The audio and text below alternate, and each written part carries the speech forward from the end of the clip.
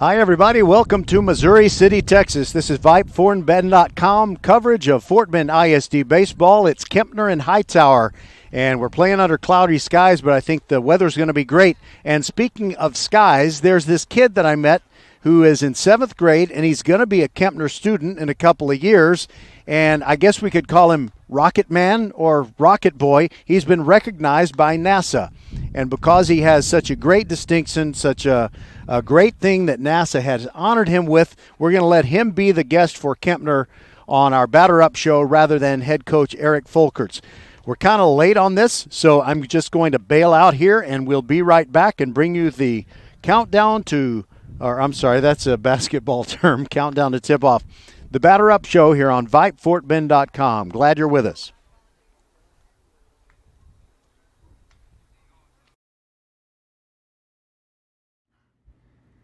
Hey, batter, swing! Oops, should have said driver. We love baseball season at First Tire and Automotive and want to see you swing by for great deals. $50 off brake pad replacement, buy one, get one free windshield wiper blades, $100 off 4 tires or $50 off 2 tires, and save up to $100 on Michelin, Continental, Goodyear, and Hercules tires. Head to the website firsttireandauto.com and make your appointment today at any of the 4 convenient locations in Sugar Land and Cinco Ranch. All 4 stores open on Saturday. firsttireandauto.com. Welcome, everybody. Good Tuesday night to you. This is the Batter Up Show as we bring you our game tonight between the Hightower Hurricanes and the Kempner Cougars. And rather than talk to Coach Folkerts of Kempner, which we've done many times and we like him a lot, but we got a special guest and we thought we would bring him in on the Batter Up Show. He is Grayson Rhumant. And tell everybody where you go to school and what grade you're in. I go to Sugar Land Middle School and I'm in 7th grade. All right, so you are a student that is bound for Kempner in a couple of years. You'll be a freshman. So as a 7th grader at Sugar Land Middle School, you really kind of have gotten a lot of great attention.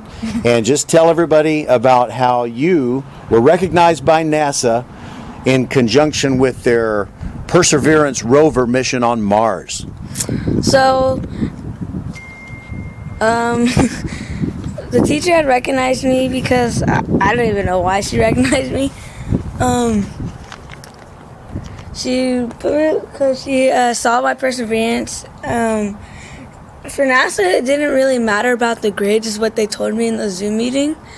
So I was like, oh, okay. I thought it was like because my grades were okay. And we're talking about We're talking with Grayson Rhumant. He's a 7th grader at Sugar Land Middle School, and he's one of 20 kids across the United States of America that were recognized by NASA as they have this Perseverance rover mission on Mars. So, first of all, tell us about how you got to where you are, because you have persevered.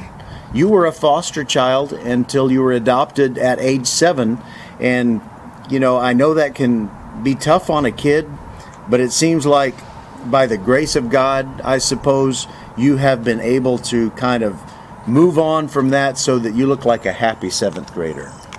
Yes. So the families that I went to since I was like 1 till like 7 years old, we're not good. So the first one, they weren't abusive, but they did pinch us a lot because it was like a Hispanic family. Second one was the family that I'm in right now, and I loved it. But then for some reason we moved to a different foster family. Now it was really abusive. They made us get on our knees with the towel, and they put beans and rice over it, and made us get on our knees with our hands straight up for 3 hours straight. And then I went back to the family that I'm in right now, which is going really good, and I'm in a safe place. Well, how about, were these in many different places? Were they all in Texas? And so it was, you know, you're home now in Sugar Land with your mom, Mary. Is that one of many places, and how far apart were they spread? I think one of them, the really abusive one, was in Richmond. And then the other one was in El Campo. So they were kind of spread apart. Well, one thing that I would like folks to know out there, as they listen to our baseball game this evening, is that one of the most noble and wonderful things that you can do is to bring a foster child into your home and perhaps, if it works out, adopt that child, because you want foster children to be like Grayson here, because Grayson he's just a happy, positive achiever of a 7th grader. And what would you say about your teacher, Ms. Blair Bedner at Sugarland Middle School? You already mentioned that she kind of, I guess, basically submitted your name to NASA for this thing. Mm-hmm. And what kind of a teacher is she? She's a great teacher. Definitely would recommend going to robotics. Robotics, okay. Yes. Well, I hope that doesn't cost me my job. Hopefully they don't come up with a robot sports announcer for Fort Bend ISD games. I don't think that they will, though. It's very, very hard work. So, how has it been among you and your classmates? Did they give you some extra recognition, or maybe you getting some special attention that you didn't get from certain classmates that you'd really like to get attention from, if you know what I mean? I actually did get recognition from like half the kids in the school. Whenever I first found out, we were in the cafeteria, and then the teachers were like, give a big round of applause to Grayson Rhumant. He won the NASA Perseverance Award. And then I have everybody in the cafeteria going, woo, and clapping and everything. And it was just really great having everybody clap for me. Very, very nice moment for you. I also saw the electronic marquee out in front of the school, had your name on it as well. So, Grayson, we're very proud of you in the KEMPNER neighborhoods, and looking forward to what you might do when you come to KEMPNER. I don't know what kind of extracurricular activities you're interested in, but we are always happy to kind of shine the spotlight on kids doing good things to represent their school. Anything else that you want to say before we let you go on the Batter Up Show? I just want to say thank you to my mom, Miss Keneally. Yes. Anybody else? Miss Bedner and Mr. Fickle. All right. Well, we appreciate their help, too, in helping us arrange this interview. So, Grayson, great job. That's Grayson Rhumant, 7th grader at Sugarland Middle School and future KEMPNER Cougar. And we'll continue on the Batter Up Show when we come back with Renard Brown, the head coach of the Hightower Hurricanes. Stay with us on VypeFortBend.com. We see all you do to get work done, whether it's keeping your office clean or redesigning your space for 3 or 300. Our business is to keep business going. Buy online and pick up in store, or get free next business day shipping at Office Depot, Office Max, and OfficeDepot.com.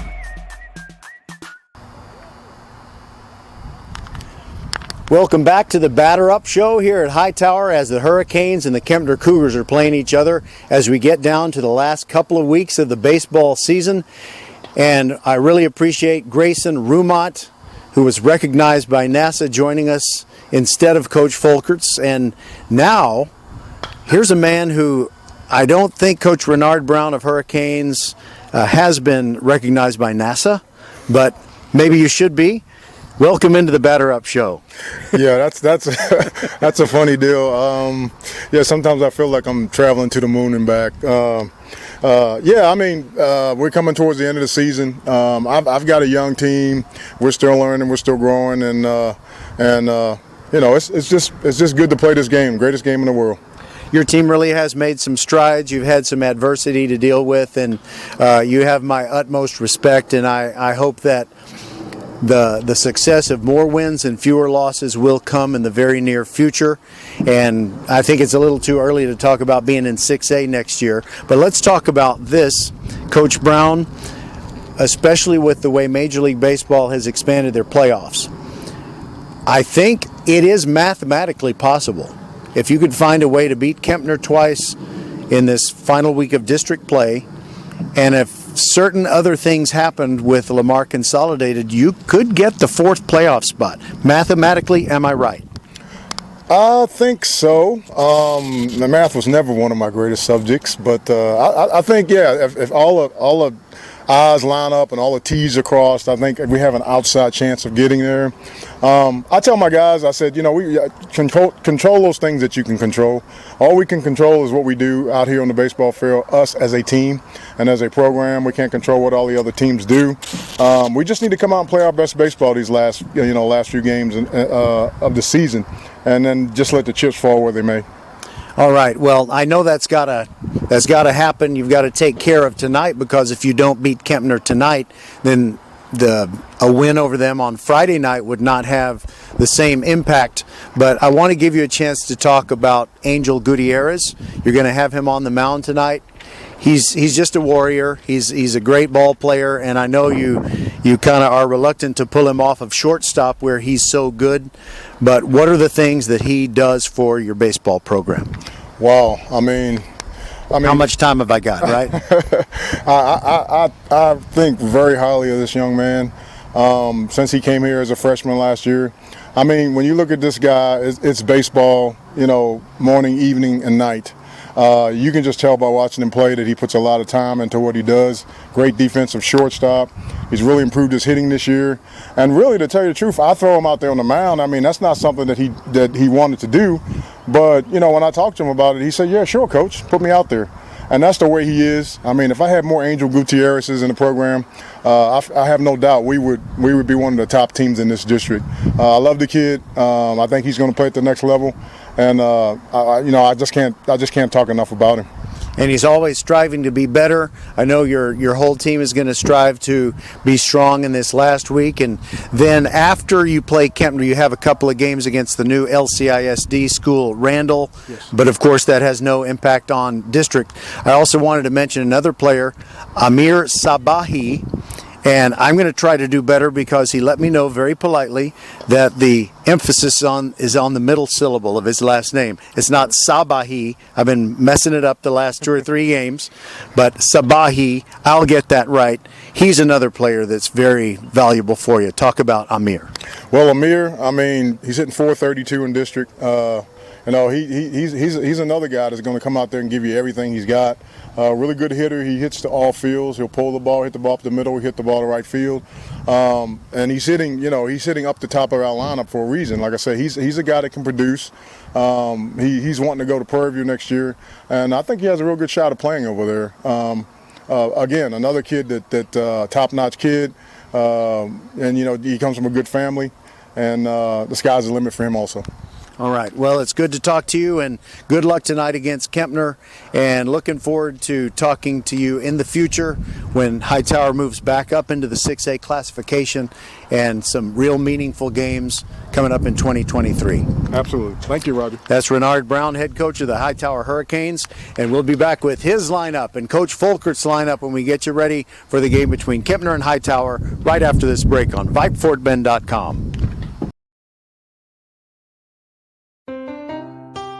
Hey, Becky G, can you play your next hit? I will, as soon as it's released. But I've got another big hit for you. Did you know that with Xfinity Internet, you get fast, reliable speeds to fit your needs and budget? Oh, that's nice. Even Wi-Fi speeds faster than a gig to power all your devices. Best of all, you could save up to $400 a year on your wireless bill when you add Xfinity Mobile. It's official. That's a hit. Hey, we're on the radio. Now everyone can get the best value with Xfinity. Can your internet do that? Get gig speed internet now for just $49.99 a month for 12 months with a 1-year contract when you also get Xfinity Mobile. Go to Xfinity.com, call 1-800-XFINITY, or visit a store today. Requires paperless billing and autopay. Ends 6/30/22. Restrictions apply. New gigabit internet customers only. Equipment, taxes and fees extra and subject to change. After term, regular rates apply. Gig Wi-Fi requires gig internet and Xfi gateway. Actual speeds vary. Compares pricing of top carriers. Xfinity Internet required. All right, welcome back to the ball field here at Hightower High School, and we haven't quite started the game, and that's okay because it gave us a chance to go 100% and complete those interviews that we did with both Grayson Rhumant and also head coach Renard Brown of Hightower. And it's kind of funny what's happening here. One of the umpires that was going to be the home plate umpire has, I guess, locked himself or herself out of the car. In other words, there's some catcher, behind the plate umpire gear in there that the umpire can't get to, so the umpiring partner is going to go ahead and be the home plate umpire tonight. So that's why we're not starting the game just yet. It's not because of the weather. It is cloudy overhead, but we're not expecting any rain. It's 72 degrees, and it feels great. And here are your starting lineups. First of all, for the visiting KEMPNER Cougars. Leading off and playing center field, it is Cody Cuffel. Anthony Marino, the shortstop, a 4-year varsity starter, is batting in the 2-hole. Likewise, the third baseman batting third is Peter Garcia, a 4-year varsity starter. He's at third base and batting third. Drew Walker, the catcher, is batting cleanup for the Cougars. Thomas Moss plays second base, and he bats fifth. Batting sixth, it's Nate Jacobson, the pitcher. Cole Jarno is at first base and batting seventh for Cougars. Brian Luna is in left field, and he bats eighth. And Corbin Evers is in right field, and he bats ninth. And there is no DH in the lineup for KEMPNER tonight. They're going to go with guys just hitting for themselves and playing out in the field. So for Hightower, they're playing the Star Spangled Banner without warning us that it was happening. I'm going to stop talking now.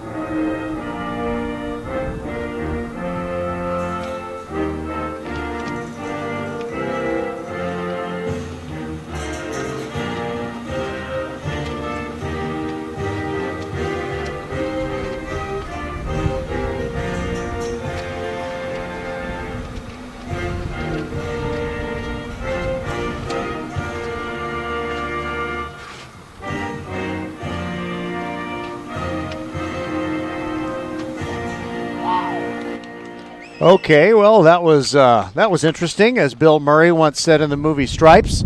So they didn't tell us they were about to play the Star Spangled Banner. The players were not out on the field lined up for it or anything like that. They just started playing it, and then everybody stopped their conversations and stood at attention. I was about to bring you the Hightower lineup. KJ Penson, the center fielder, leads off for the Hurricanes. Angel Gutierrez is on the mound, and he will hit for himself in the 2 spot. Jeremy Payne, playing shortstop for the Hurricanes, bats third. It's Amir Sabahi, the first baseman, batting cleanup. Dylan Evans is the DH. He's batting in the 5 spot in place of the left fielder Christian Tilford. Samuel Cantu, batting 6th, is the catcher. Dallas Torres is at third base and batting 7th. Batting 8th and playing right field is Braylon Kizzy, and Joseph Stewart is at second base. That's your lineup for Hightower. Penson, Gutierrez, and Payne. Sabahi, Evans, and Cantu. Torres, Kizzy, and Stewart. And the Hightower Hurricanes, in their home white uniforms with the black caps and the forest green numerals and letters, have taken the field. And on the mound for them is the guy that we talked about in the Batter Up show, Angel Gutierrez. So when we talk about Angel Gutierrez, he has won 4 and lost 3 this year. This is going to be his 15th appearance on the mound, but his 7th start. 36 2/3 innings for Angel Gutierrez, just a sophomore. He's given up 33 hits in those 36 2/3 innings. 24 runs, only 13 of those earned. Walks 19, but 44 strikeouts. He's only hit 3 guys with a pitch, and his ERA is 3.19. His whip is 1.42, and the whip, for those of you in Rio Linda, is walks and hits per innings pitched. Cantu behind the plate for these Hurricanes. Amir Sabahi at first. Joseph Stewart at second. Jeremy Payne is at shortstop. And we've got some great news on Jeremy Payne. Just finishing up his sophomore year. He's got tons and tons of opportunities coming his way as far as being a college student athlete. Dallas Torres is at third base. In left field, Christian Tilford. KJ Penson is in center field. We've got news about him and his dad as well. And Braylon Kizzy in right field. By the way, KJ Pinson's dad is the new head football coach at Willow Ridge, and we congratulate him for that. But I'll tell you what, it's kind of a blow to Hightower because it means his son is going with him. And so Hightower is going to have to find another quarterback next year to replace KJ Pinson, who just did great for them in taking them as far as they could go into the playoffs until they ran into Peyto. Interestingly, Peyto is moving up to Class 6A. They were the only team that Hightower couldn't beat last year. But unfortunately, I guess it's unfortunately, Hightower is moving up to 6A as well, so they could run smack into Peyto again. All right, so we've got a strong wind, it looks like, blowing out toward left field, maybe a little bit more from the right field foul pole to the left field foul pole. But Kempner does have some powerful right-handed hitters who can pull the ball, and we'll see if they get a chance to make something special happen. So what was I going to tell you about Jeremy Payne? Well, you know, again, just finishing up his sophomore year, and the last time I was at a Hightower ball game, his dad let me know that he got an offer from Texas A&M, which is great. But now he has an offer from Oklahoma as well, and he's just a sophomore. So there is the world is that kid's oyster, just let's put it that way. All right, Cody Cuffel, left-handed swinger for the Kempner Cougars, stands in, and he will face Angel Gutierrez to get this game going. This is VypeFortBend.com, your broadcast home for Fort Bend County sports. Cody Cuffel, and the numbers that I give you on the Kempner hitters will be all district games. District games only. Cody Cuffel has played in all 12 district games. He's hitting .316, .469 on-base percentage. He's slugging .447. His OPS is .917. Here's the first pitch from Gutierrez, and he watches that one. Called strike on the outside corner, and we're underway. Cuffel with 3 doubles and a triple on the season. He's driven in 6 runs. Here's the 0-1 pitch, way outside. I want to thank my good friend and our producer extraordinaire, Les Clary. He's in the mothership back there at Vype World headquarters, making sure everything is just as it should be. 1-1 pitch on its way to Cuffel. Pitch is high for ball 2. So when we talk about the district standings, Kempner is at 6-6, and right now they're 1 game behind Terry on the outside looking in. Here's the 2-1. Cuffel fouls that out of play to the left, and it goes over there toward Hobson Fieldhouse.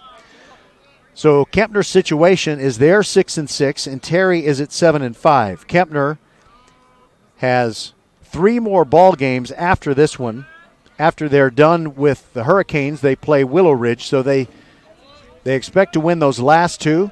This series, this 2-game series against Hightower will be competitive, and the pitch by Gutierrez is outside. The count is now 3-2 on Cody Cuffel.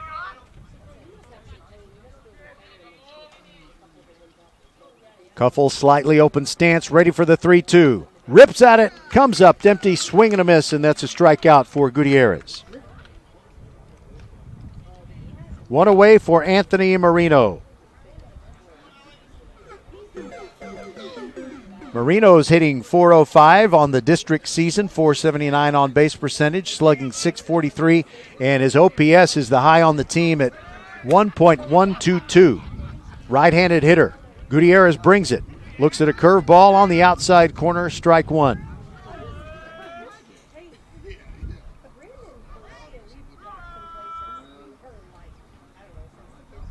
Marino ready for the next one. Here it comes. And it's a hopper up the middle, off the glove of Gutierrez. Payne tries to pick it up. But you know what? I think Marino was going to be safe anyway. It's an infield hit, and Kempner has somebody on with only 1 out. Now it's Peter Garcia.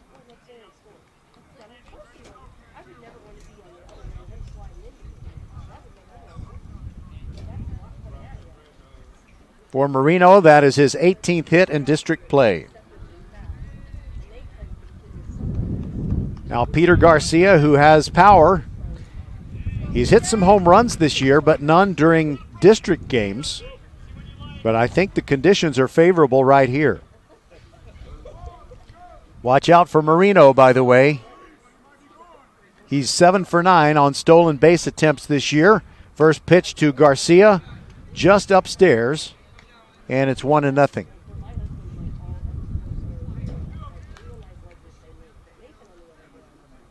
Marino is only trailing Cody Cuffel for the leadership in stolen bases. There's another pitch that's high, almost identical to the first one, 2-0 on Peter Garcia.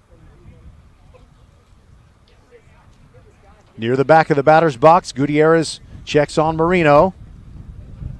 Brings the 2-0. And that's also high, 3-0. And now I wonder, are we going to let the big dog eat here? Will we see Peter Garcia get the green light on a pitch that's something he likes? Marino lengthening his lead off of first. That pitch is on the inside corner, strike one. Looks like Garcia was taking all the way. Garcia's at .294 average during the district games. Here's the pitch, and he yanks it down the left field line, but it's going to go foul. That had home run distance for sure. What happened to my voice? So now, Peter will try to straighten that out. Marino ready to run, it looks like. There he goes. Curveball inside, and it hit Garcia on the elbow anyway. You know what? I was about to say that he was leading the team and getting hit by a pitch during district games with 7. Now he has 8.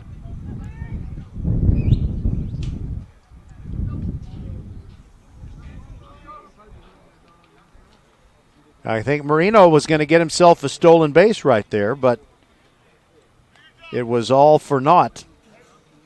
It was of no consequence as it's a hit by pitch. And now Drew Walker, the catcher, stands in, crowding the plate, squares to bunt, and there's a throw down to try and get Marino stealing a base, and he is safe. Garcia also steals second. So a stolen base for both of them at the same time. I guess I could be more economical with my words and say a double steal. So Drew Walker, I don't know that he's necessarily going to get the bunt sign on this pitch now that he's got 2 guys in scoring position.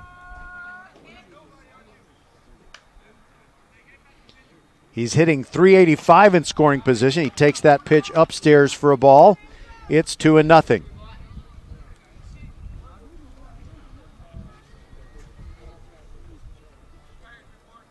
Walker has 11 RBIs. Here's the 2-0. And it's outside 3-0. I'm sorry, I'm wrong about that. I was looking at the wrong line of my stat sheet. Walker has 3 RBIs during district games. Right underneath him, Nathan Jacobson has 11. He squares to bunt again. The pitch is up and in, and it's a 4-pitch walk to Walker, and the bags are packed. A single, a hit by pitch, and now a walk to Walker, and it is Thomas Moss. The last time we saw Thomas Moss, viewing him from the VypeFortBend.com broadcast table, he hit a home run against Foster. Now the Cougars got blown out in that game. And we're going to have a mound conference. We've got Coach Renard Brown going out there. I don't think he's going to make a pitching change, but he is going to have to talk things over with his infielders and also his catcher, Sammy Cantu. Coming up on Friday, we have softball starting at 6 p.m. first pitch, 5:40 p.m. batter up show. It is the showdown between the Travis Tigers girls and Ridge Point. Ridge Point is perennially the champion of District 26A softball, but Travis has won all of its district games. They're state ranked, and Ridge Point has lost 3 games, including their last 2. All right, here we go. First pitch to Moss is up high for a ball.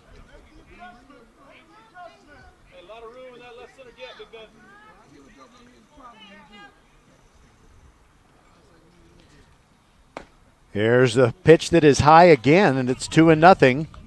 And Gutierrez is missing a lot, and he's missing the strike zone with pitches that are up, and one of these Kempner Cougars could really slug it. There is a high fly ball to short center field. Coming in is Penson. He's got it. Marino is going to come on home. Now he bluffs it, and now the throw is high, and he'll come on home and score. Marino had gone about a third of the way down the line, and then he was going back to third, and then he saw the throw sail over the head of the catcher Cantu all the way to the backstop, and Marino scores. So I guess that could be a sacrifice fly. Yeah, let's give it a sacrifice fly to Thomas Moss. And by the way, Garcia moved to third, and seeing that the throw went all the way through, the courtesy runner for Drew Walker went on to second, and I'll identify him when I get a chance. Now it's Nate Jacobson. First pitch swinging. Right center field gap. Coming on Braylon Kizzy. It drops in front of him. Here comes Garcia to score. The courtesy runner right behind him, and it's 3-0. The Kempner Cougars on top. Colton Green came in right behind Peter Garcia, and that's a 2-run single for Nate Jacobson.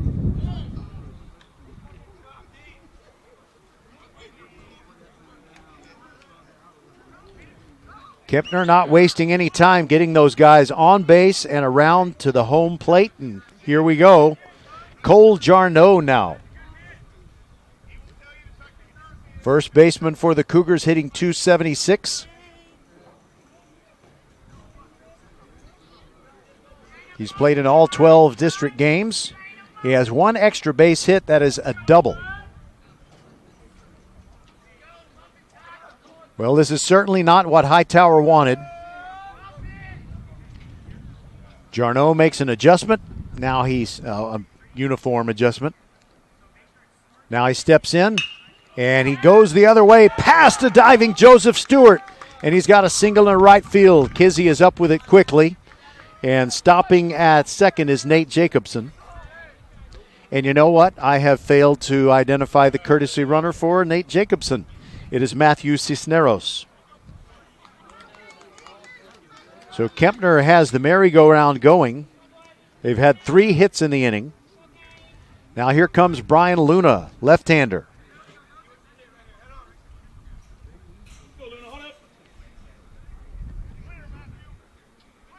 Two outs in the inning. And Luna squares to bunt, but the ball gets under the catcher Cantu. Cisneros moves to third. Jarneau moves to second. Now there are 2 runners in scoring position.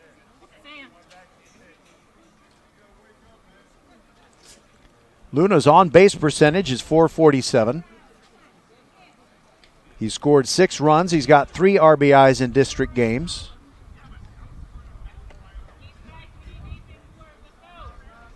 Roger Smith coming to you from Hightower High School, and I'm wearing my Texas High School Coaches Association souvenir socks, which I got in San Antonio back in July. The 1-0 to Luna. That misses the outside corner, and it's 2-0. There haven't been too many pitches in the strike zone as Gutierrez is struggling here in the first. Luna swings and fouls that one, slicing it out of play to our left.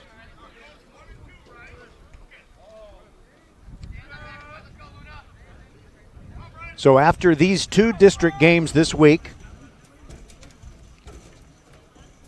Hightower will be done with their district season, but they are playing against the new LCISD school. That is Randall. High pop up into foul ground on the left side. Third baseman Dallas Torres has it, and that'll do it for Kempner. But they strike for 3 runs on 3 hits.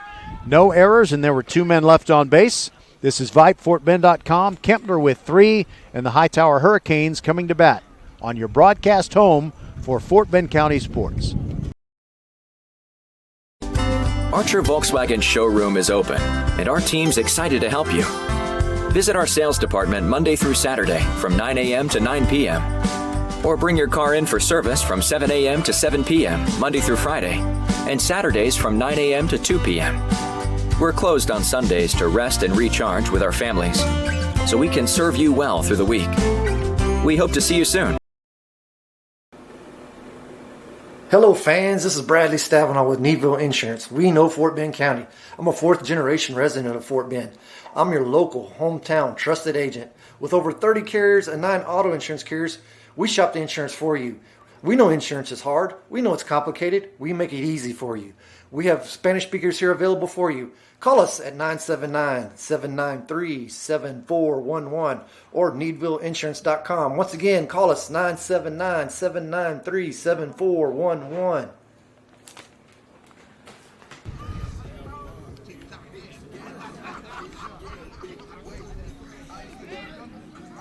Tonight's exclusive VypeFortBend.com broadcast of the Hightower Hurricanes and the Kempner Cougars is brought to you tonight by Xfinity, the future of awesome. By First Tire and Auto, 4 great Fort Bend County locations where you can get the best prices on tires, you can get great service, great values, anything your vehicle needs to run at its very best. All 4 locations of First Tire and Auto are open Monday through Saturday. Visit firsttireandauto.com. By Archer Volkswagen, open since 1956 and ready to serve you. Archer Volkswagen on Highway 59, just inside the Sam Houston Tollway. You will feel like family at Archer Volkswagen. And by the Needville Insurance Agency, put hundreds of dollars back in your pocket when Bradley Stavanaugh and the Needville Insurance Agency team give you great savings on your car insurance and your home insurance. And now Hightower batting in the bottom of the first. Nate Jacobson delivers the first pitch, and it is a ball low as he delivers to KJ Pinson. Jacobson rocks and fires, and that bounces in. I guess that first pitch was called a strike. Sorry about that. It is 1-1, not 2-0.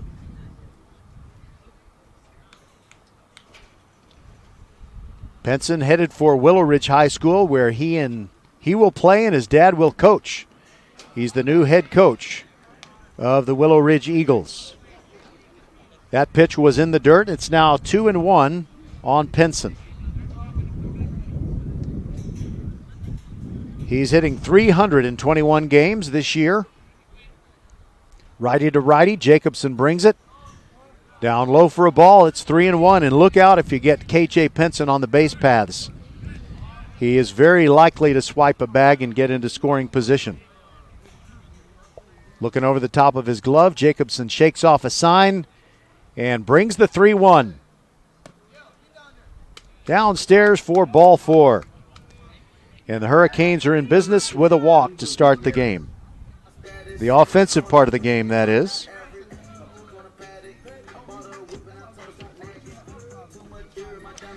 Nate Jacobson, 5-2 on the season. This is his 8th start. Every appearance he's made on the mound has been a start.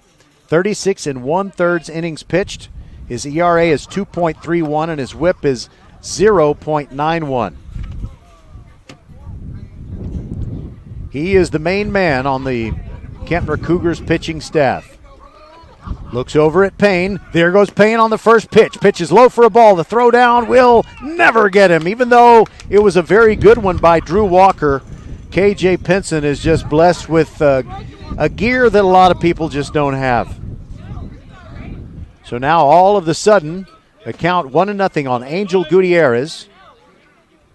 Hightower trailing 3-0 already, but a chance for Gutierrez to help himself out as he is the pitcher tonight.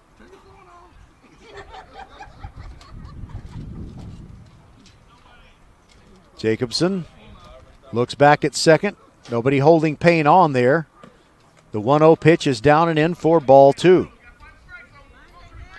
Drew Walker catching, Cole Jarneau at first base, Thomas Moss at second, Anthony Marino at short, Peter Garcia at third, and from left to right in the outfield, Brian Luna, Cody Cuffel, and Corbin Evers. And Jacobson steps off before he throws the 2-0 pitch. In those 36 1/3 innings, he's given up 29 hits, 16 runs, 12 of those earned. That's a strike at the knees. Now it's 2-1. It's hard to really pick out what would be the most telling stat for a pitcher, but 2 other stats I haven't given you yet. The strike percentage for Nathan Jacobson, 69% strikes. in all games this year, and the batting average against him only .204. 2-1 pitch. That is lined towards shortstop. It is backhanded by Marino, and he tries to double the runner off of second. Can't do that, but he does get a critical out. Marino, amazing that he was able to glove that ball before it hit the ground, and he quickly stood up, and that enabled him to throw it to second. Jeremy Payne was alert, however. So he's back at second. Only one out, though. Now Jeremy Payne. Righty versus righty. Big sweeping breaking ball to him, and it's a strike on the outside corner. That was a 12-6 curveball. And something has happened with Jacobson. He's walking around very uncomfortable. So we're going to have to check this out. Coach Folkerts is going out to the mound, and his catcher, Drew Walker, is kind of moving the dirt around on what is his landing area with that left foot as he lands and delivers the baseball. And Coach Folkerts has been coaching pitchers for a long time, and now he's asked the home plate umpire if Jacobson can throw a few warm-up tosses now that they've moved the dirt around on the pitcher's mound a little bit. Okay, I saw him throw one extra pitch after they put extra dirt in the right spot. He nodded his head at his coach, and so we are ready to go and play more baseball. He throws one more for good measure and nods his head again, so we are good to go. So I would like to thank the grounds crew for their work there, except the grounds crew is Coach Folkerts and catcher Drew Walker. I'll thank them, but, you know, they just did some dirt work, and good for them. Okay, here we go. Big sweeping breaking ball there, misses the outside corner, and it's now 1-1 on Jeremy Payne.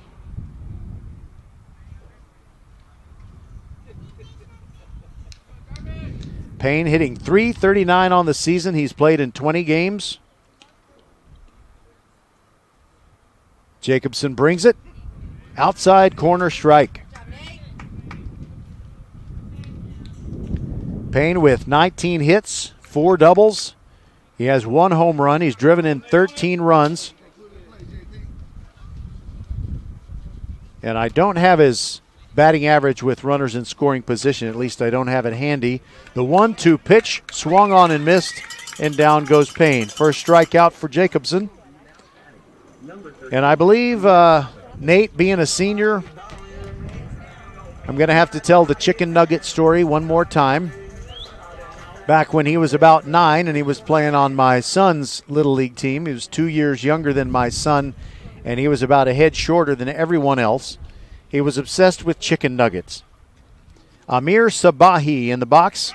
First pitch to him is outside for a ball, and the throw to get Penson goes into left field. He's going to head for home. Throw from Luna will never get him, and Hightower is on the board. And I think I noticed as Penson scored, he was kind of reaching down for his left thigh. Hope he didn't pull or strain a quad, but Hightower is on the board. It's 3-1. So a stolen base and an error, a throwing error by the catcher Walker as the ball went into left field. And now Sabahi batting with the bases empty. I will never say Sabahi's last name wrong ever again as long as I live. He's hitting .373 in all games this year. First pitch to him, swung on and fouled over to the right onto the football practice field. Amir's slugging percentage is .493. His on-base percentage is .493. He's slugging .542, and his OPS is 1.036. Second on the team to Dylan Evans, Javon Thompson, and Angel Gutierrez. 1-1 the count. Here it comes. Sabahi started to go after that one, but let it go by, and it's outside for ball 2.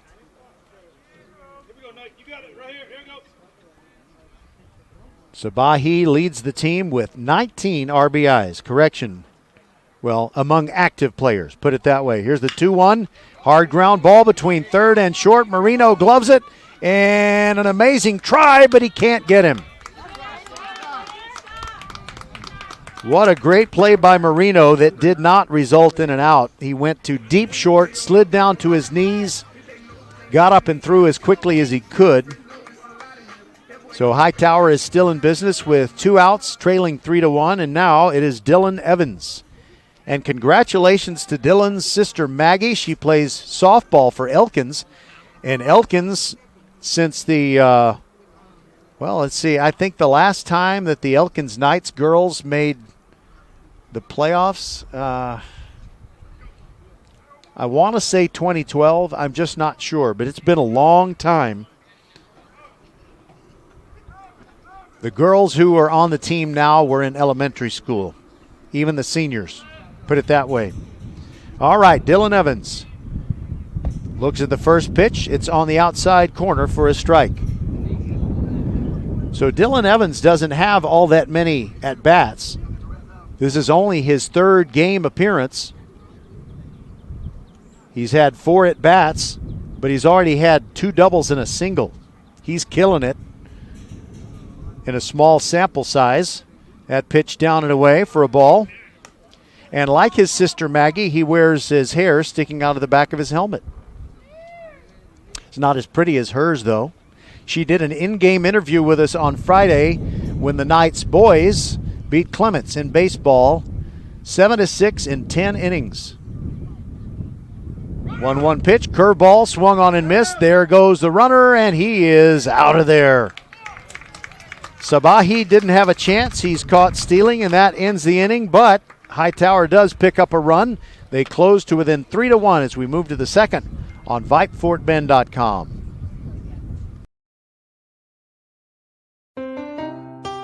Hey, Becky G, can you play your next hit?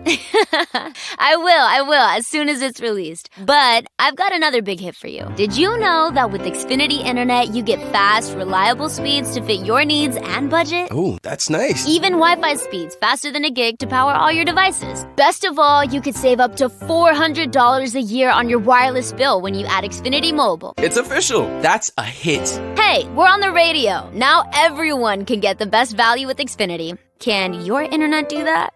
Get gig speed internet now for just $49.99 a month for 12 months with a 1-year contract when you also get Xfinity Mobile. Go to Xfinity.com, call 1-800-XFINITY, or visit a store today. Requires paperless billing and autopay. Ends 6/30/22. Restrictions apply. New gigabit internet customers only. Equipment, taxes and fees extra and subject to change. After term, regular rates apply. Gig Wi-Fi requires gig internet and X-Fi gateway. Actual speeds vary. Compares pricing of top carriers. Xfinity Internet required. We take care of you, so you can take care of business. Office Depot Office Max. Taking care of business.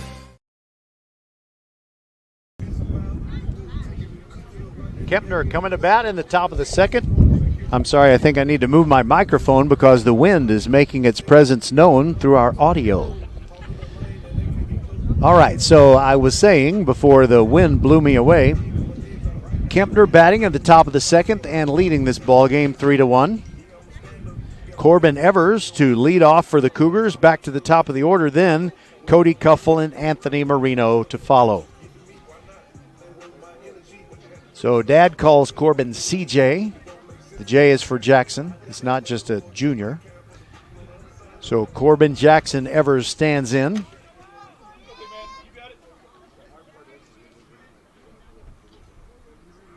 He's hitting exactly 300 in his district games with an on-base percentage of .573. That's really good. He's drawn a lot of walks. Angel Gutierrez brings the first pitch. Curveball in there for a strike.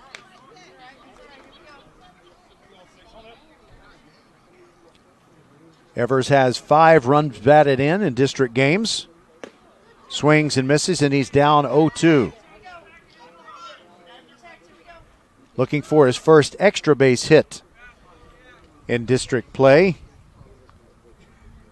Gutierrez gets the sign from his catcher Cantu, brings it, And that is yanked down the left field line. The wind has taken it, and it is off the wall. It missed a homer by about 2 feet.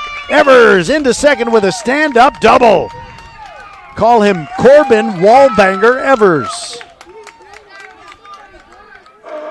Gutierrez was trying to get it going and pitched better than in the first inning, and he made Evers look pretty bad on the first couple of pitches, but that one, it might have even been up out of the strike zone, a little above the letters.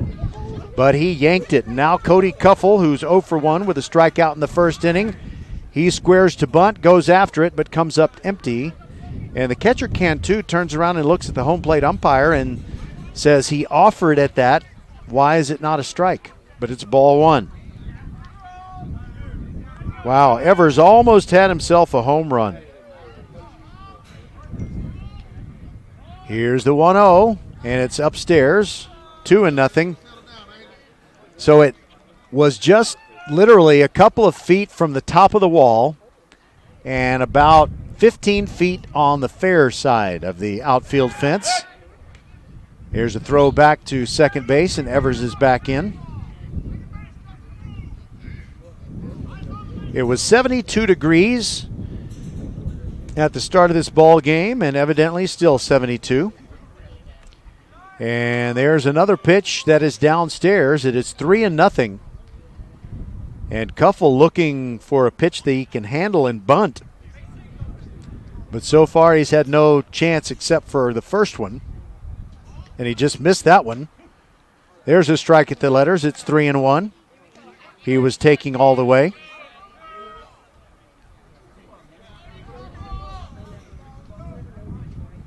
Evers has good speed leading off of second. Payne sneaking in behind him, and the 3-1 pitch is high. So now Anthony Marino comes back up. He got a single, and he stole his way to third base, and he came around to score the first Kempner Cougars run. Runners at first and second. Marino ready. Here's the pitch. And that is to right center field, down for a hit. Here comes Evers to third, and he's going to get a go sign. He turns, but now they've got a runner hung up between second and third. It's Cuffel. And Sammy Cantu, the catcher, just kind of runs him back to second. So nobody scored for Kempner, but I think Hightower missed an opportunity to get somebody out because Cuffel kept on coming. Marino came around third, and then he reversed his field about 40 feet past the bag, and by then Cuffel looked like he was dead to rights. But still nobody out. Now 2 runners in scoring position. It'll go down as a single for Marino. He's still at first. And now Garcia with the bases loaded. Looks at a pitch, curveball in the outside corner. Strike 1. He was hit by a pitch in his first at-bat. Swing and a miss. I guess technically it's not an at-bat. It's a plate appearance. And he foul-tipped that one. He's now down 0-2. Garcia with 1 home run this year, 4 in his varsity career, and that is sky high in the air. Christian Tilford coming in, makes the catch. There's the tag by Evers at third, and he gets home. Nobody else advances a base. Actually, Marino is trying to get himself hung up between first and second, and now Cantu throws it back toward Payne, who's running after Cuffel. High throw, tag out at third by Torres. And it's a double play.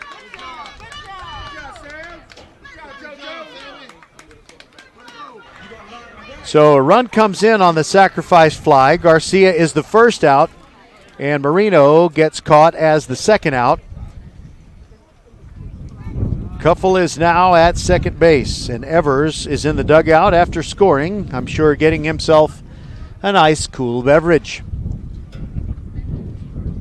Now Drew Walker, whose goatee is looking stronger and thicker every day. Gutierrez brings the first pitch. Curveball, strike at the outside corner Also right up at the letters in the, I guess if you're the pitcher, the northwestern portion of the strike zone. Here's the 0-1. That is a line drive, one hopper to Payne, and he throws high to his first baseman, Sabahi, and that's going to result in a run. Marino had gotten to third. He kept coming, and meanwhile, Drew Walker goes to second.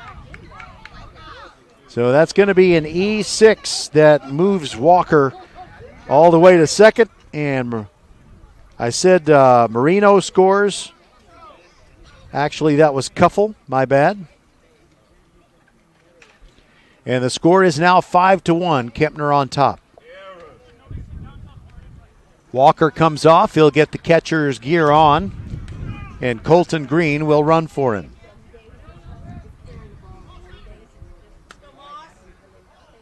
Now Thomas Moss, sacrifice fly his first time up. First pitch to him. Takes a curveball in there, strike one. By the way, I see Colton Green kind of has that Thor hair coming out of the back of the helmet. It's a shame this ball game is not being played on a Thursday. Another breaking ball, but this one's high, and it's 1-1 on Moss. So Colton Green, again with the Thor hair, and I learned by watching Jeopardy that Thursday got its name because of something in mythology from Thor. Moss, lazy fly ball to right field. Braylon Kizzy coming in. Stewart going out. Stewart drops it, and Colton Green scores. With 2 outs, he was coming all the way, and now it is 6-1, Kempner on top. Thomas Moss, I think we got to give an error to the second baseman, Stewart. And now Nate Jacobson comes up, and after he saw what Evers almost did, he might be thinking, I think I want to try a long ball here. First pitch to Jacobson, breaking ball, breaks into the zone. He kind of leaned back like it was a limbo dance. Strike one.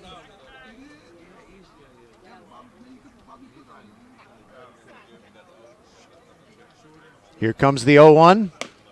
Started to go after that one. It was up around his chin, and it's 1-1.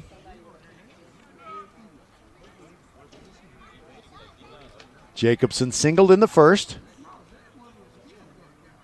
Moss leads off of first, and that pitch is outside. No chase by Nate.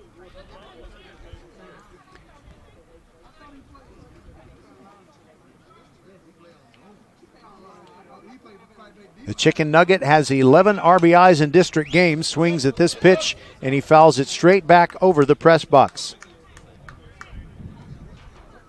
On Friday night, we've got softball for you. It's kind of a grudge match. Travis girls are going to win District 26A, but they and the Ridgepoint Panther girls really don't like each other, and Ridgepoint is kind of steamed over having lost 3 district games. Here's the 2-2. Jacobson whiffs. And it's a strikeout for Gutierrez to get out of the inning, but not before they give up 3 more runs. 3 runs on 2 hits, 2 errors, and 1 man left on base. We'll continue to the bottom of the second. Kempner 6 and Hightower 1.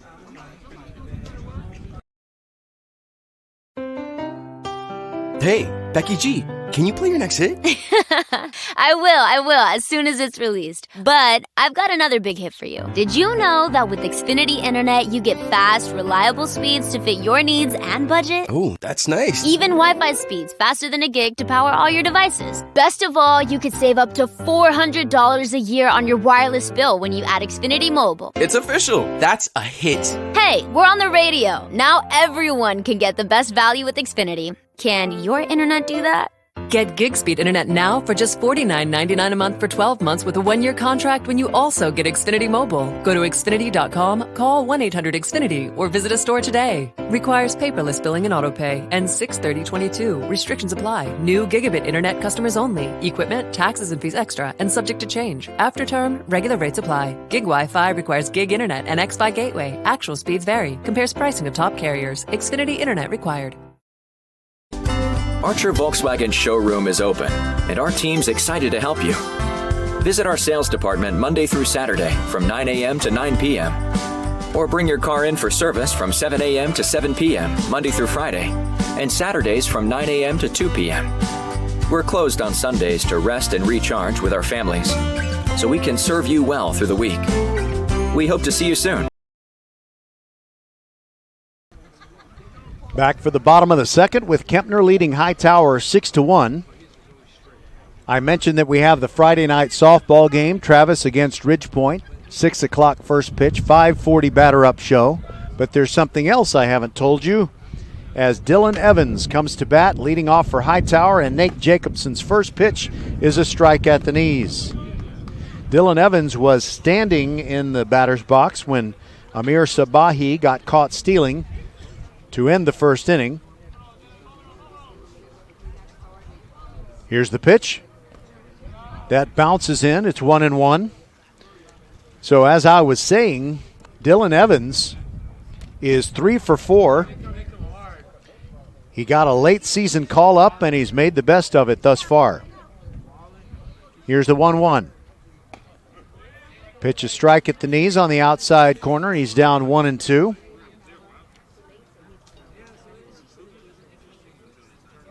.750 batting average, .800 on base percentage. His OPS is 2.050, and he just gets a piece of that one to stay alive. By the way, his sister Maggie Evans plays softball for Elkins, and she was our in-game interview on Friday. She and her teammates very excited about going to the playoffs for the first time in forever. Open stance for her brother Dylan. Jacobson taking his time. Roxanne brings the 1-2. It has a ground ball toward first. Easy play for Jarno on 2 hops. Smothers it and walks to the bag. 1 away. And then on Saturday, in addition to that softball game, Ridgepoint and Travis on Friday night, we will have a Saturday game between Brazoswood and Ridgepoint, a non-district affair to kind of tune up for the playoffs. And that'll come your way, I think, at 11 a.m., but I got to double check on the time. Breaking ball in there to Cantu, or rather it was called a ball upstairs, and I think it was called accurately. The umpire who locked himself out of his car is wearing a Texas Tech t-shirt, standing behind first base. There's a ball sliced foul on the right side by Cantu.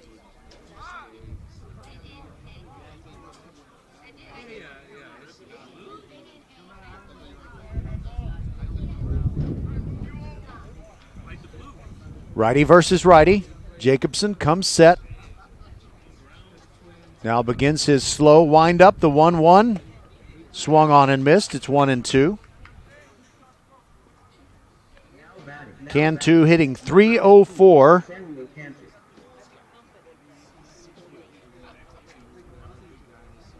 He's had 23 at-bats. He's got a triple and 4 RBIs.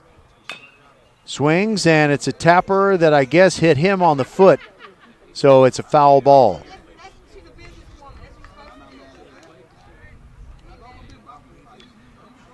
You know, I've discovered a couple of things that some of them are troubling and kind of the types of things that I would ask you to pray for.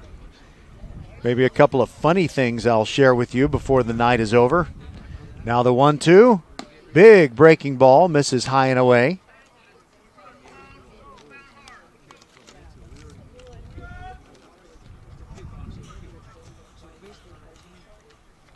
Cantu steps back in there, and Jacobson again taking his time between pitches, brings the 2-2. That is a ground ball past Garcia in the hole. Marino jumps and throws, almost gets him, but it's an infield hit for Sammy Cantu. And I'll tell you what, I don't know when I've seen a shortstop make 2 more brilliant plays that were about a half step from getting a miracle out on a ball that was hit to deep short. Anthony Marino looking good out there. Dallas Torres now stands in. He likes to wear the camo batting helmet. Jacobson looking over there at Cantu, who I believe is going to run for himself, even though he's the catcher. That pitch is outside, and he gets under Walker. That's a wild pitch by Jacobson, And a runner now in scoring position as Cantu advances. Hi, Officer Torres. Oh, Armijo. Were you ever Officer Torres? I could have sworn you were. My bad. So this is not your son batting here. I'm sorry, I digress. Anyway, we're still waiting for the first pitch to Dallas Torres, or are we? Now we do get that courtesy runner that I was expecting, and it's Austin Bowen who comes in and will run for Cantu at second base, and it's 1 ball, no strikes on Torres. So we're waiting for the second pitch. Jacobson looks back at the runner Bowen, now brings it. Swing and a miss. It's 1-1 on Torres. .261 batting average. He's played this is his 11th game. He's got 2 triples and a double. Pitch on the outside corner, and wow, the plate is wider than I thought. It's 1-2.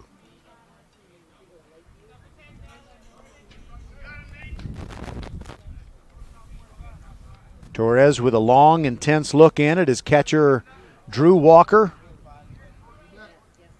Here comes the 1-2. Swung on and missed. That's the second out.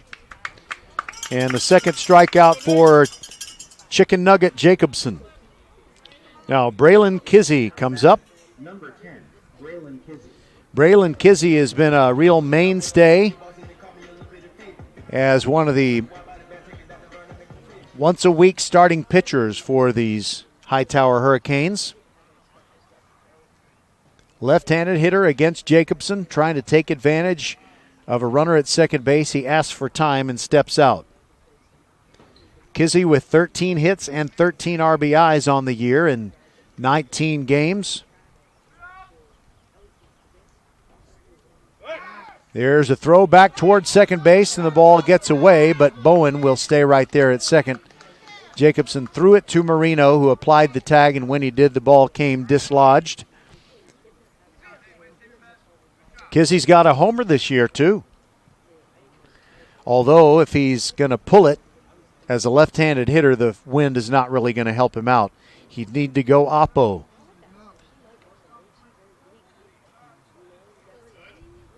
And now Jacobson lifts one knee and turns back towards second, but does not make a throw.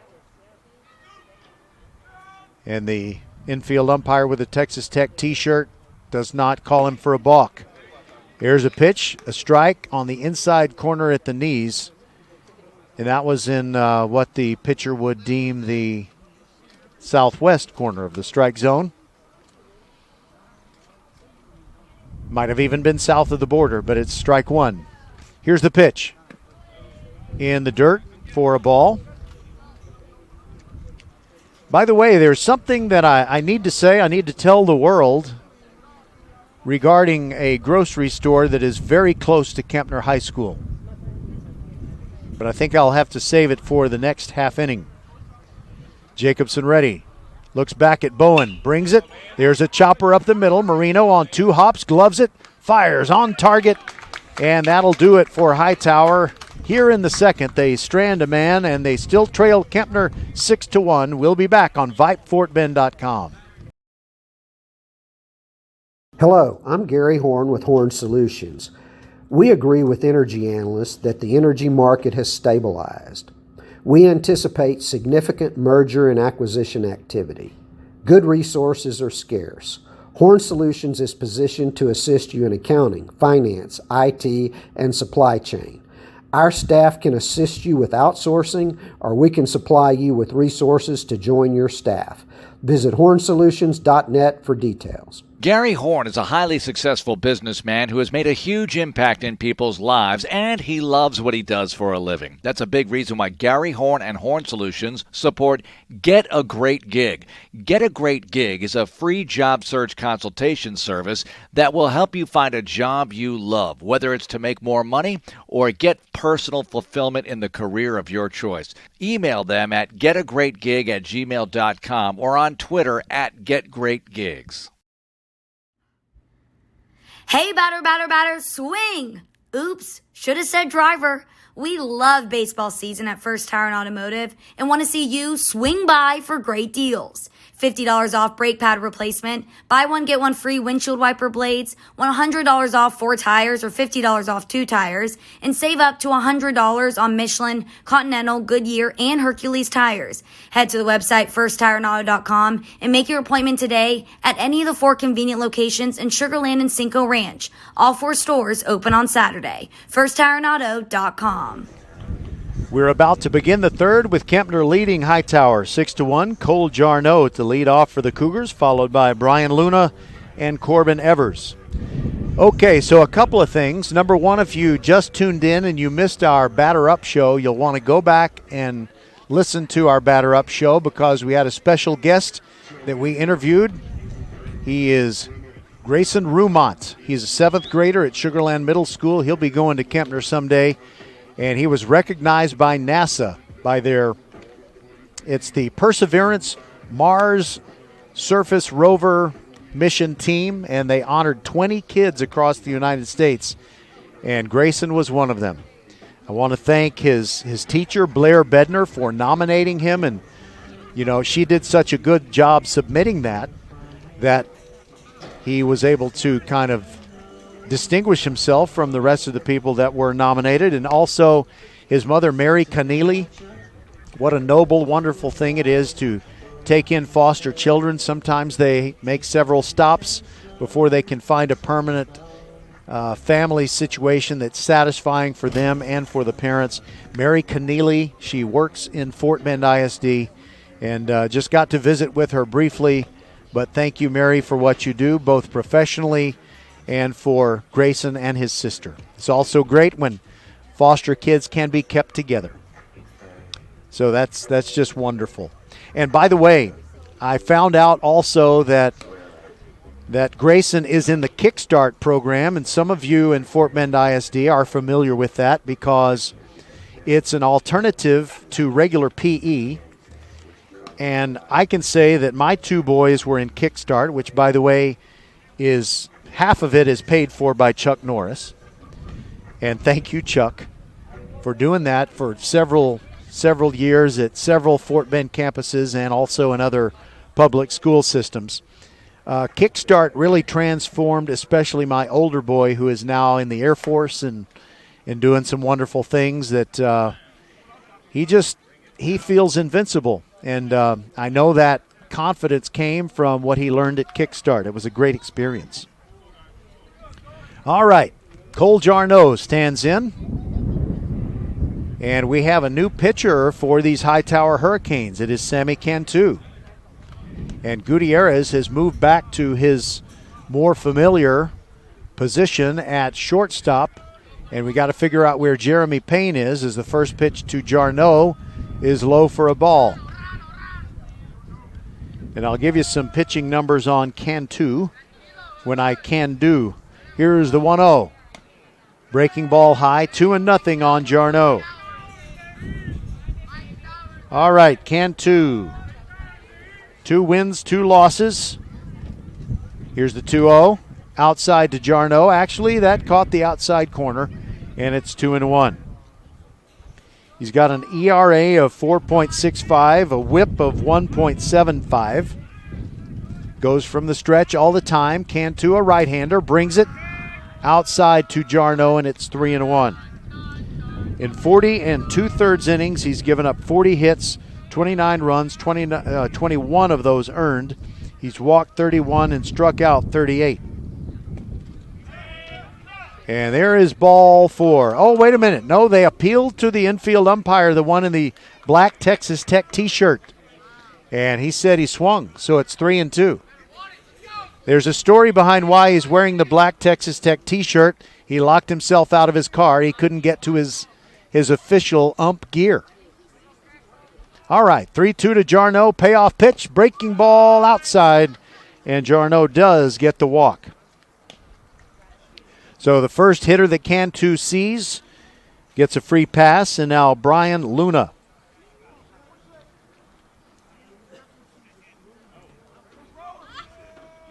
So there's this grocery store near Kempner High School. I'm not going to tell you the name of it, but my first name is 5/6 of the name of this store. You might be able to get it. Luna squares to bunt, lets it go. It's upstairs for a ball. And it's a fine store, and there's it's a nationwide chain, so that's wonderful. But if we've been consumers for a while, we have at some point in our life heard the words I'm going to say in a moment. The 1-0 pitch, Luna bunts it toward third. Coming on in to grab it is Payne. That's where he is. He tried to barehand it, could not get a grip. The ball dropped to the grass. Everybody is safe. Runners first and second with nobody out. And, Luna put down a really good bunt, and I think I'm going to have to give him a single. That was just perfectly placed. It had backspin on it, and so Payne was rushing up. He had to make a long run, and I don't think he would have thrown Luna out anyway. And now Corbin Evers with opportunity knocking right here. First pitch to him. Strike on the outside corner. Evers with a double to drive in 2 runs in the second. Swings at a high pitch, and it's going to be a fly ball to right center field. It is Kizzy, and he almost lost track of it, and he did. It dropped to the ground, and everybody's going to be safe. The 2 runners move up, and it was not an infield fly rule situation. It was deep and up into the outfield where you just couldn't call it that. Or wait a minute, are they calling infield fly? It got up into the wind, and I think maybe Kizzy lost sight of it for a moment, and it dropped to the ground, and everybody's safe, but nobody scores. So I guess you got to give Evers a single on that one as well. So he's 2 for 2 with a double and a single. And back to the top, Cody Cuffel struck out his first time, then walked and scored in the second. And Cantu brings it way upstairs, and a great job of bringing it down by the catcher, whom I haven't been able to identify, and I know who it isn't.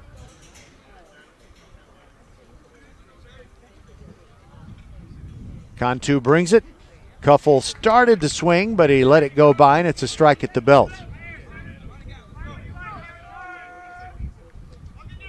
I think it's possible that Ethan Brown is the catcher. And that hits Cuffel in the right rib cage, and that'll force home a run. Here comes Jarno. 7-1, Kempner leads it.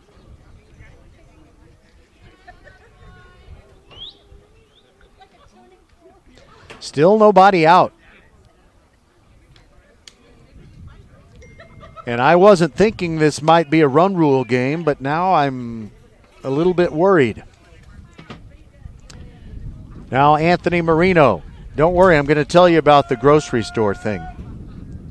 And I haven't gotten a chance to say those words that we've all read as consumers. Marino swings at the first pitch high in the air, and the catcher gives it a look, but it's out of play. All right, so maybe Dallas Torres is the catcher. I think Torres has moved to catcher. Payne is now at third. Gutierrez is at short. Joseph Stewart still the second baseman, and Sabahi still at first. 0-1 pitch, and is a ground ball up the middle by Marino. That'll drive home at least 1 run, and 1 run is going to be it as Luna scores.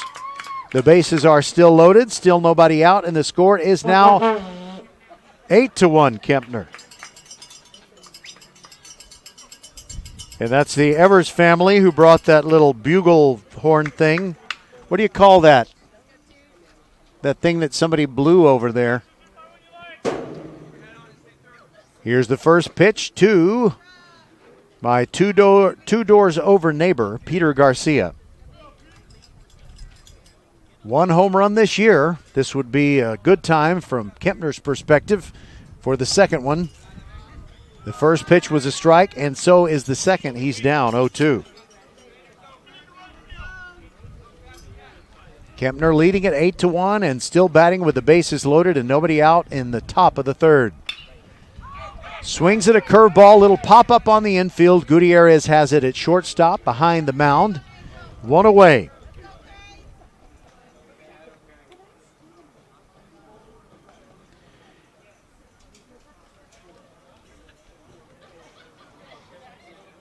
Just a second, I got to update my scorebook. I got to concentrate. Somehow I'm supposed to concentrate and keep talking at the same time.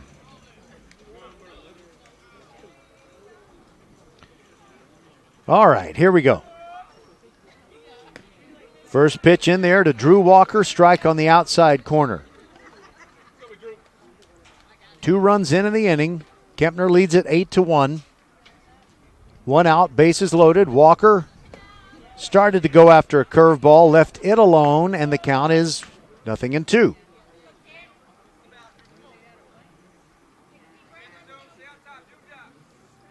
Cantu comes set and brings it. Outside 1-2, no chase by Walker.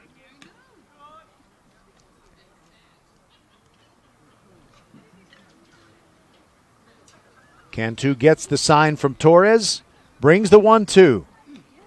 And the second hit by pitch of the inning, it gets Walker on the thigh. Another run comes in. It is 9-1. Okay, so now I understand the sound that we're hearing. It's I think they call them vuvuzelas, but it's a recorded vuvuzela. That's the deal.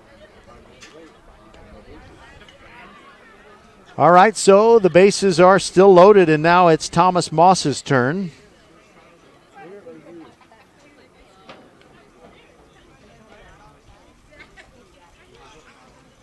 Samuel Cantu started the game at catcher. Now he is in relief of Gutierrez. Bases still loaded. First pitch to Moss. It's a ground ball to second. Could be 2. Flip to second for 1. On to first for a double play.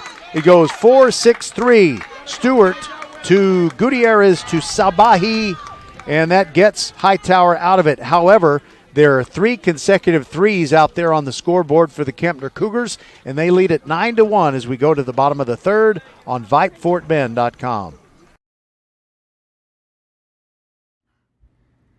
Hey, batter, swing! Oops, should have said driver. We love baseball season at First Tire and Automotive and want to see you swing by for great deals. $50 off brake pad replacement, buy one, get one free windshield wiper blades, $100 off 4 tires or $50 off 2 tires, and save up to $100 on Michelin, Continental, Goodyear, and Hercules tires. Head to the website firsttireandauto.com and make your appointment today at any of the 4 convenient locations in Sugar Land and Cinco Ranch. All 4 stores open on Saturday. firsttireandauto.com. Hello fans, this is Bradley Stavanaugh with Needville Insurance. We know Fort Bend County. I'm a 4th generation resident of Fort Bend. I'm your local, hometown, trusted agent. With over 30 carriers and 9 auto insurance carriers, we shop the insurance for you. We know insurance is hard. We know it's complicated. We make it easy for you. We have Spanish speakers here available for you. Call us at 979-793-7411 or needvilleinsurance.com. Once again, call us 979-793-7411. We take care of you so you can take care of business. Office Depot Office Max. Taking care of business. We want to thank the folks at Office Depot, Southwest Freeway at Williams Trace in Sugar Land for taking care of business every day so we can bring you Fort Bend County sports every week. Hightower trailing 9-1. Got to get something going here. And I believe, let's see, they're sending up Joseph Stewart, the number 9 hitter in the order, and Nathan Jacobson has pitched well, and they're only just now getting to the 9 hitter. Looks over the top of his glove, does Jacobson. Rocks and fires the first one. Strike at the knees, and you could hear the mitt pop. Jacobson's got a lot of strength. He's ready to pitch again, righty to righty. Very tall mound here at Hightower. Swung on and missed. It's 0-2. So, as a consumer, I know you've read these words. Do not accept if seal is broken, right? You haven't ever accepted something that was open, basically. Pitch by Jacobson. Called strike 3. One away, and now KJ Penson will come up. He walked, stole 2 bases, but didn't get beyond. Wait a minute. Actually, I believe he came around to score. Yeah, he scored in the first inning when Hightower picked up its only run.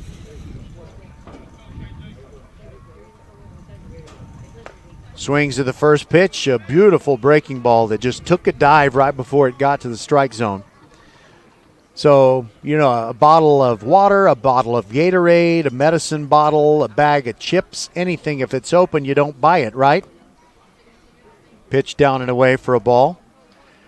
Well, why, when I'm in this grocery store, I don't think there's a single product in there that's open except the grapes. The grapes are just open. All of them are open. Pitch high for a ball. 2-1 on Penson. Why are these bags of grapes open? I don't get it. It's just ridiculous. You can, people are going through it like it's a buffet. Just missing the outside corner is Jacobson, and an opportunity for Penson to reach again via the walk. He'll do anything to get on here. Just needing to get some base running traffic. Here's the 3-1. Fouled out of play into the darkness on the right. So anyway, I just don't understand why we can make packaging for any other food product or drink product or whatever and seal it up, but grapes have to be left open. It must stop. It's ridiculous. Here's the 3-2. Called strike 3 again on the inside corner, 2 away. Okay, so just a reminder, it took me so long to introduce that story and finally get it finished. Just remember the name of the store includes the 5 letters of my first name. All right, now it's Angel Gutierrez to try and get something going. Left-handed hitter.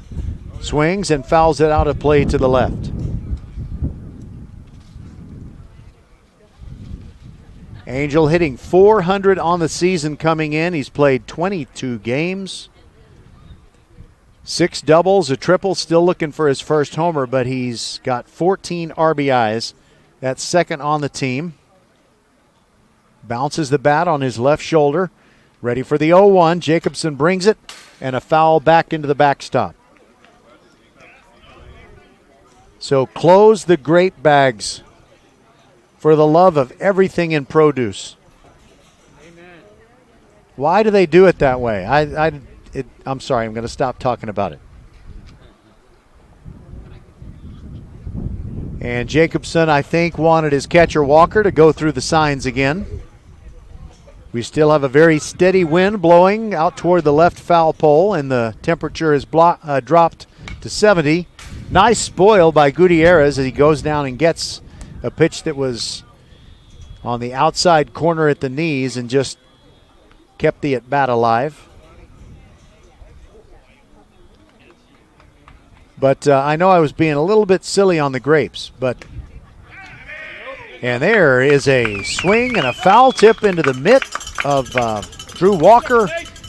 And for the love of chicken nuggets, Nathan Jacobson strikes out the side.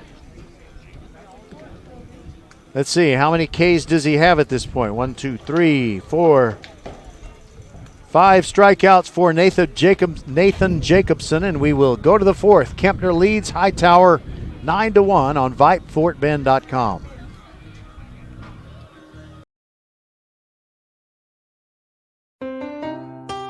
Hey, Becky G, can you play your next hit? I will, as soon as it's released. But I've got another big hit for you. Did you know that with Xfinity Internet, you get fast, reliable speeds to fit your needs and budget? Oh, that's nice. Even Wi-Fi speeds faster than a gig to power all your devices. Best of all, you could save up to $400 a year on your wireless bill when you add Xfinity Mobile. It's official. That's a hit. Hey, we're on the radio. Now everyone can get the best value with Xfinity. Can your internet do that? Get gig speed internet now for just $49.99 a month for 12 months with a 1-year contract when you also get Xfinity Mobile. Go to Xfinity.com, call 1-800-XFINITY, or visit a store today. Requires paperless billing and autopay. Ends 6/30/22. Restrictions apply. New gigabit internet customers only. Equipment, taxes and fees extra and subject to change. After term, regular rates apply. Gig Wi-Fi requires gig internet and X-Fi gateway. Actual speeds vary. Compares pricing of top carriers. Xfinity Internet required. A game without a crowd is just a scrimmage. A performance without an audience is just a rehearsal. Without your presence, high school sports and the performing arts aren't possible. Ensure that these essential extracurricular activities continue to enrich the lives of students in Texas. Purchase a ticket to your local high school's game or performance.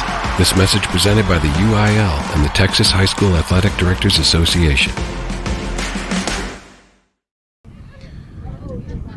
Say that again. Let's go, chicken nugget. All right, the chicken nugget is in the batter's box.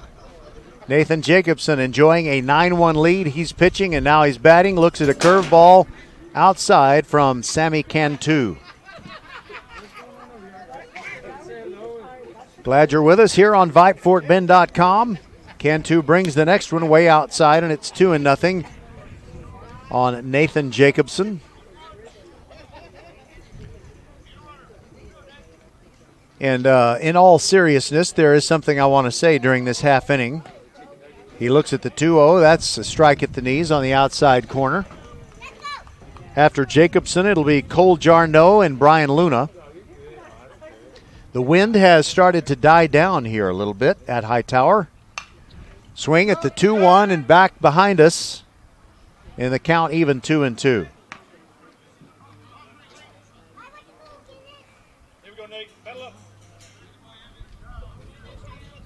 Nate near the back of the batter's box. 2-2 the count. Kempner batting in the top of the fourth, leading 9-1. Here's the pitch. Way outside, and it's 3-2.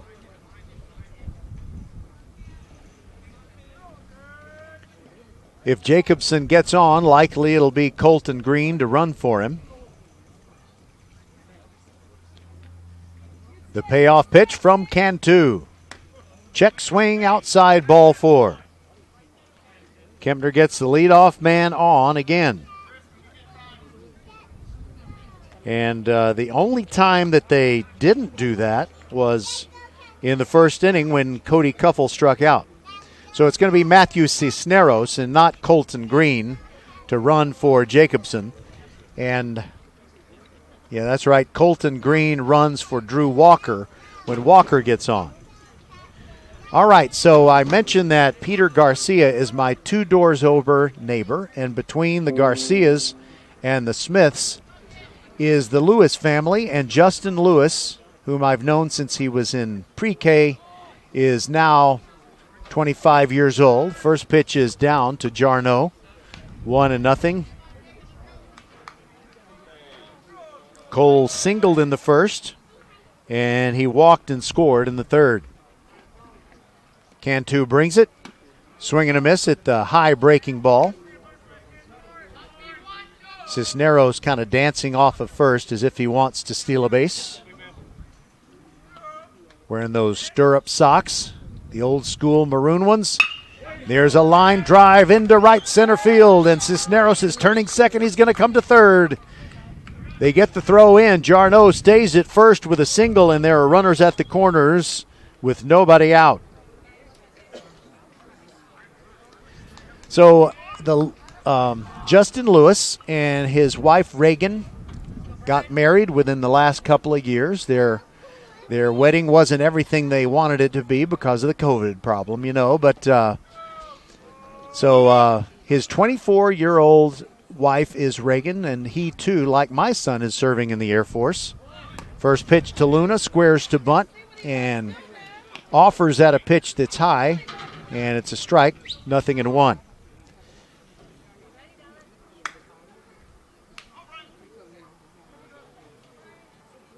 Luna steps back in, left-handed hitter, facing Cantu for the first time. Here comes the 0-1.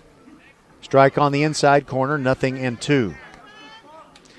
So Justin's wife, Reagan, recently went to the doctor and found out that she has an illness. Here's a throw over. Jarno dives back in over to first base. So Reagan Lewis found out that she has breast cancer, and so we certainly ask for your prayers, and it is really shocking when you find out someone is 24 and has that illness. There's a single to right field for Brian Luna. Cisneros scores. Jarno goes to second. Kempner now leads it by a score of 10-1, and they are still cooking in the top of the fourth.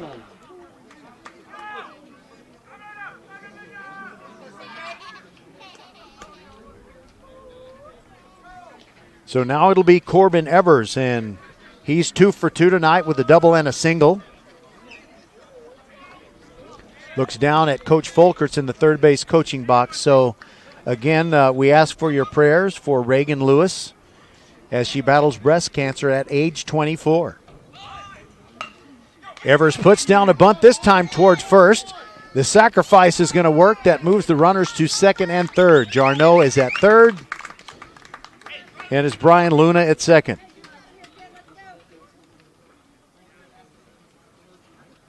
That's the first out, back to the top. So an out, but a productive out, just what Coach Folkerts wanted by Evers. And now Cody Cuffel struck out, walked and scored, and was hit by a pitch. Swings at the first pitch, and it goes back behind us and to the left.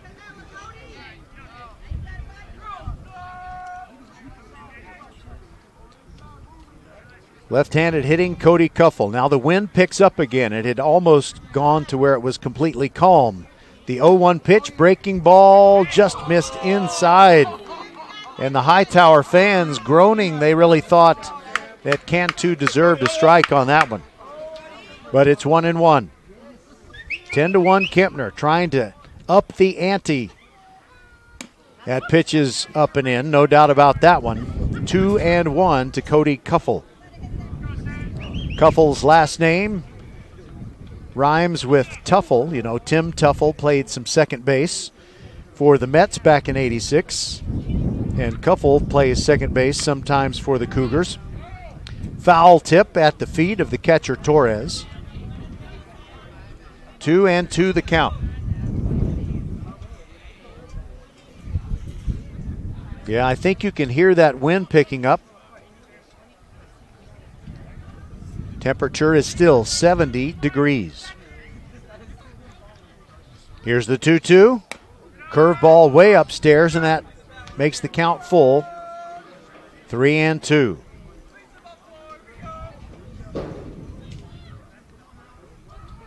So Cantu comes set at the belt, brings the payoff pitch, and Cuffel with a line drive to center field, and it is over the head of the center fielder Penson. That brings home Jarno, it brings home Luna, and all the way to third is Cuffel, and he comes on home! Here's the throw, and it's high! It's an inside-the-park home run for Cuffel! Man, he is fast.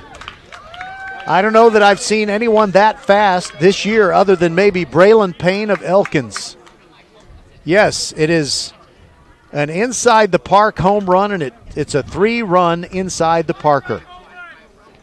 And I have to say that out there in center field, Penson was playing it kind of casually.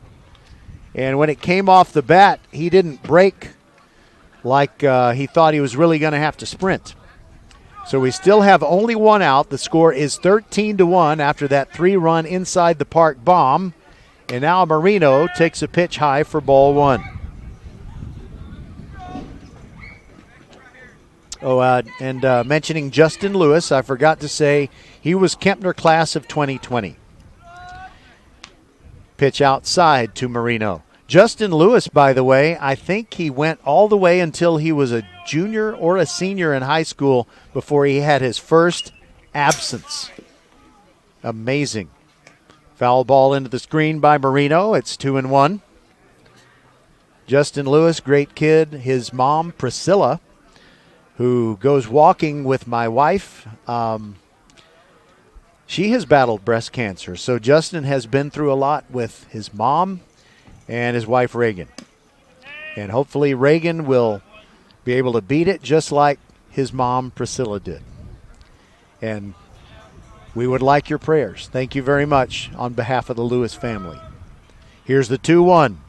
Marino takes a big rip, comes up empty. Cantu got the high heat past him, and it's 2-2.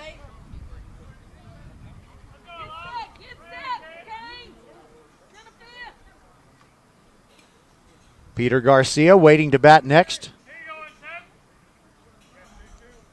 And now they're checking the. By the way, one of the umpires, he was able to find his real umpire shirt. How about that? We don't see the Suns out, guns out, Texas Tech red on black shirt anymore. 3-2. High pop up on the infield, foul ground on the right. Here comes the first baseman, Sabahi, and it was closer to the catcher, Torres, but he couldn't quite find it. That ball had a lot of spin on it, so it was tough to figure out where it was. And also, there was a player dismissed from the team earlier this week. And so Torres has not been playing a lot of catcher. He's not used to it. So I think we got to give him a pass on that one. Another payoff pitch. Downstairs, ball 4. Runner at first with one out for Peter Garcia. If you just joined us, you've missed a lot. We just had a 3-run inside the park home run by Cody Cuffel. 3 runs in and make it 4 runs in the inning for Kempner, and now it is Peter Garcia. Strike at the knees. All right, Peter, I don't know how many times I'm going to get to watch you bat in a Kempner uniform. Swing for the fences, kid. Cantu stepped off for a moment. Now he's ready. Here comes the 0-1. That is a hot smash off the glove of the third baseman, Payne. And on the play, Marino is going to advance from first to third. And he's going to keep on coming because the throw gets away, and it's 14-1. Kempner on top. That was hit so hard, I think I'm going to call it a single by Garcia. Marino comes on home to make it 14-1. Garcia ends up at second on the throwing. And Drew Walker now comes up.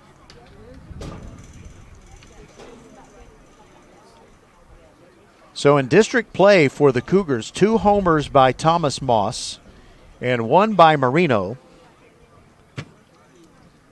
Garcia comes over to give a piece of equipment to Coach Folkerts, and they throw that into the dugout.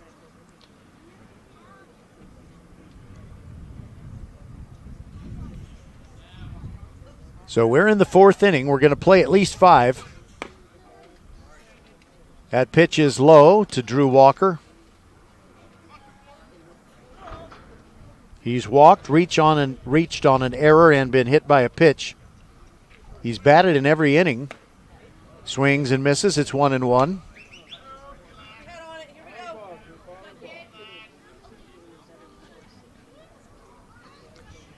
Sammy Cantu just kind of having to take one for the team tonight.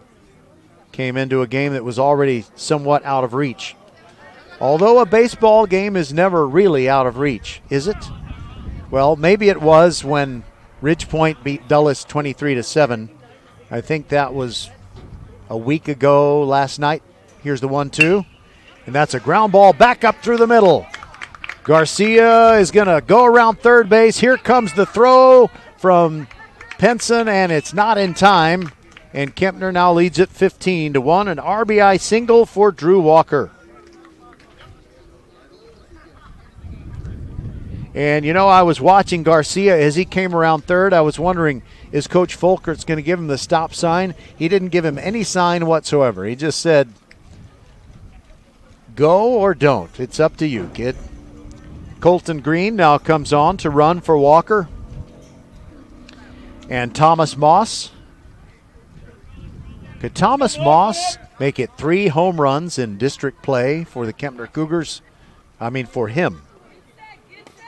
Takes the first pitch, strike on the outside corner. Cantu came on in relief of Gutierrez. Swings and fouls it out of play to the right. He's got a 0-2 count on him. Thomas Moss drove in a run in the first inning with a sacrifice fly, reached on an error in the second, hit into a double play in the third. Here's the 0-2. That's a hard ground ball. Gutierrez dives and smothers it, makes a long throw, and oh, what a beautiful play! Gutierrez threw him out. 6-3 it goes, and Moss is retired.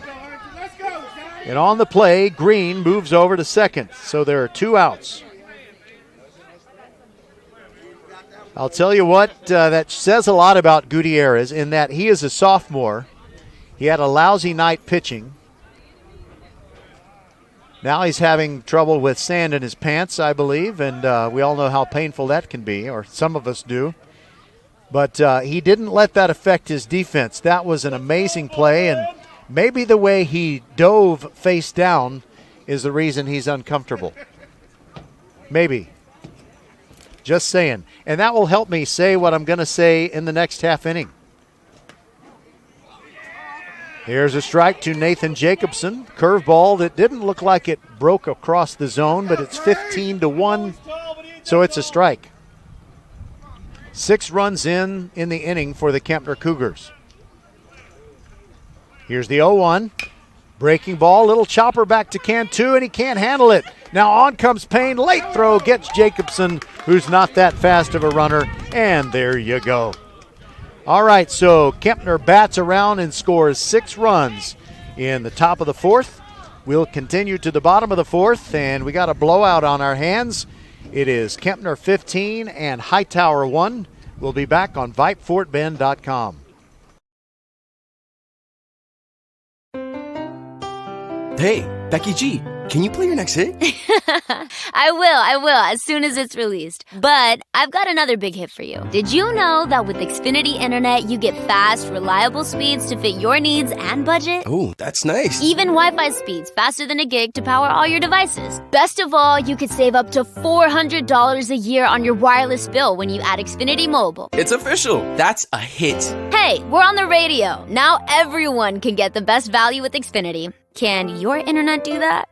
Get gig speed internet now for just $49.99 a month for 12 months with a 1-year contract when you also get Xfinity Mobile. Go to Xfinity.com, call 1-800-XFINITY, or visit a store today. Requires paperless billing and autopay. Ends 6/30/22. Restrictions apply. New gigabit internet customers only. Equipment, taxes and fees extra and subject to change. After term, regular rates apply. Gig Wi-Fi requires gig internet and X-Fi gateway. Actual speeds vary. Compares pricing of top carriers. Xfinity Internet required.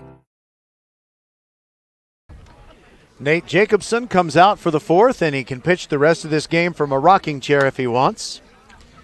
So I was going to mention, I had told you about our neighbor, Justin Lewis, and his 24-year-old wife, Reagan, battling breast cancer, and we asked for your prayers on that. And I don't know Reagan. I know Justin. He has a great sense of humor, and sometimes when you have those really life and death situations, sometimes the best thing that you can do is laugh about it whenever possible and keep your sense of humor. So I'm referring to a 1971 breakthrough movie, a big deal back before streaming services, before satellite, even before cable, before YouTube. It was a great movie called Brian's Song. And it was a true story. It was tragic, and yet it was about a beautiful friendship between the NFL Hall of Famer Gale Sayers and his roommate, Brian Piccolo. They were drafted, Sayers was drafted, and Piccolo, I think, was a free agent and made the Chicago Bears team in 1965. First pitch to Jeremy Payne is outside for ball one. So some of you who are old-timers like me know their story very well. 1-0 pitch. Payne takes outside 2-0. So Gale Sayers was a college star and became a Pro Football Hall of Famer. God gave him incredible gifts. He had elusiveness like you've never seen. Brian Piccolo was just a hard worker who somehow made his way into the NFL. 2-0 pitch. Payne takes a strike, 2-1. So Piccolo, he just barely makes the team. He has to fight for everything he has. The 2-1 pitch is outside, 3-1. But it was very unusual in 1965 for a black player and a white player to room together. Not that many teams in the NFL were doing it at that stage. 3-1 pitch, big rip by Payne, comes up empty, and it's now 3-2. The AFL, of course, had a lot more black players than the NFL did, and they had guys rooming with each other of all colors going back a long way. Called strike 3, Payne is out, 1 away, and that is 4 consecutive strikeouts for Jacobson. So Sayers gets the Rookie of the Year award, and I think in his 3rd season maybe he got a bad knee injury. ACL, tore up his knee, and in those days they didn't have the great surgeries that we do now, and a lot of times if you got that bad of a knee injury in the late 60s, your career was over. The first pitch to Amir Sabahi is a strike. Second pitch, down and away, it's 1-1. So the story is about how Piccolo, who at that time had become such great friends with Gale Sayers, that he worked Sayers back from that injury. There is a pitch lashed to the left field corner. Sabahi got all of that. Chasing it all the way to the corner is Brian Luna. It's an easy double for Sabahi. Gets a hand from the Hightower faithful. That breaks a string of 6 consecutive Hightower hitters retired by Nate Jacobson, who's flexing his right hand a little bit. I'm starting to wonder, maybe has a blister developing or something. Dylan Evans now steps up to bat. Well, Dylan Evans is due, but it's not going to be Evans. We've got a pinch hitter, and that's Ethan Brown. Ethan Brown appearing in his 9th varsity game, hitting 200 on the varsity season. First pitch swinging, ground ball to shortstop. Marino picks it clean, throws a hopper to Jarno, out at first. Nice play at the other end by Jarno. So Ethan Brown is retired on 1 pitch, and it goes 6-3. And also an amazing job by Marino, because as he made that play, Sabahi was flashing in front of him, and he could have lost sight of the ball. It had a lot of spin on it. Now Cantu ready to bat. So Gale Sayers rehabilitates his knee injury and becomes a great player. A lot of people would say never quite the same as he was before he got hurt.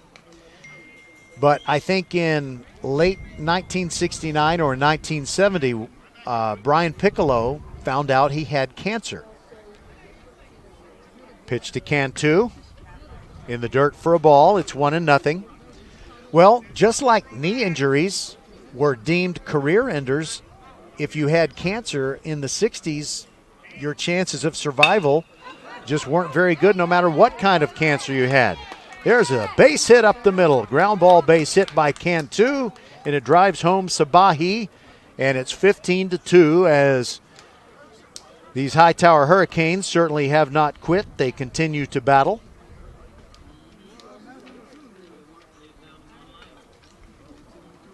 There is a bullpen that's visible from my broadcast table on the visitors' side, but nobody is working yet for Kempner. And now Dallas Torres will bat. So Brian Piccolo receives Well, he receives an award that went to Gale Sayers when Gale Sayers was given an award for courage for battling back from his knee injury. But he said the guy who really deserves this courage award is Brian Piccolo for the way that he handles his battle with cancer. Swing and a miss by Torres. It's 1-1.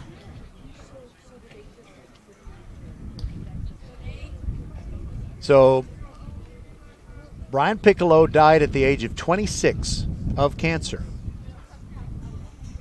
Here's the next pitch. It's down in the dirt. And stealing second base is Torres.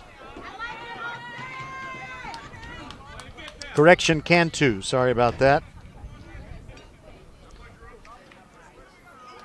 And so I found out something I had a 4-day holiday weekend, and I just decided to watch Brian's song. I hadn't watched it in several years. And I watched some other features that are also on YouTube about Brian's song. 1-2 pitch to Torres is outside, 2-2. 15-2, Kempner on top of Hightower. We're in the bottom of the fourth. The Hurricanes trying to battle back. Runner at second, that is Cantu. Pitch to Torres, breaking ball, late swing, got him.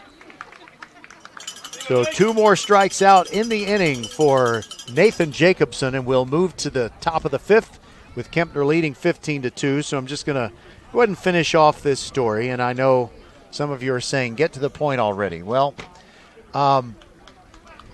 there's this little 10-minute piece about Brian's song, which came on television in 1971. It was a big deal, huge audiences. Well, as you watch the movie, you are told that Brian Piccolo has lung cancer. They say in one of the 2 surgeries that he had to have part of his right lung removed. Well, they said that, but the truth was he had testicular cancer. And in those days, the network censors just wouldn't allow it, so they just altered the script so they didn't tell the whole truth about the ailment of Brian Piccolo. So it was a tragic story, but a story of great friendship, great courage, and also of network censorship. And these days, we have all kinds of commercials for all kinds of things that never used to appear on TV. And so they couldn't tell the world just exactly what kind of cancer Brian Piccolo had. And that seems kind of strange in 2022. All right, so thank you for sticking with me. I'll just do anything I can to inform and entertain in a game that is 15-2. We'll be right back.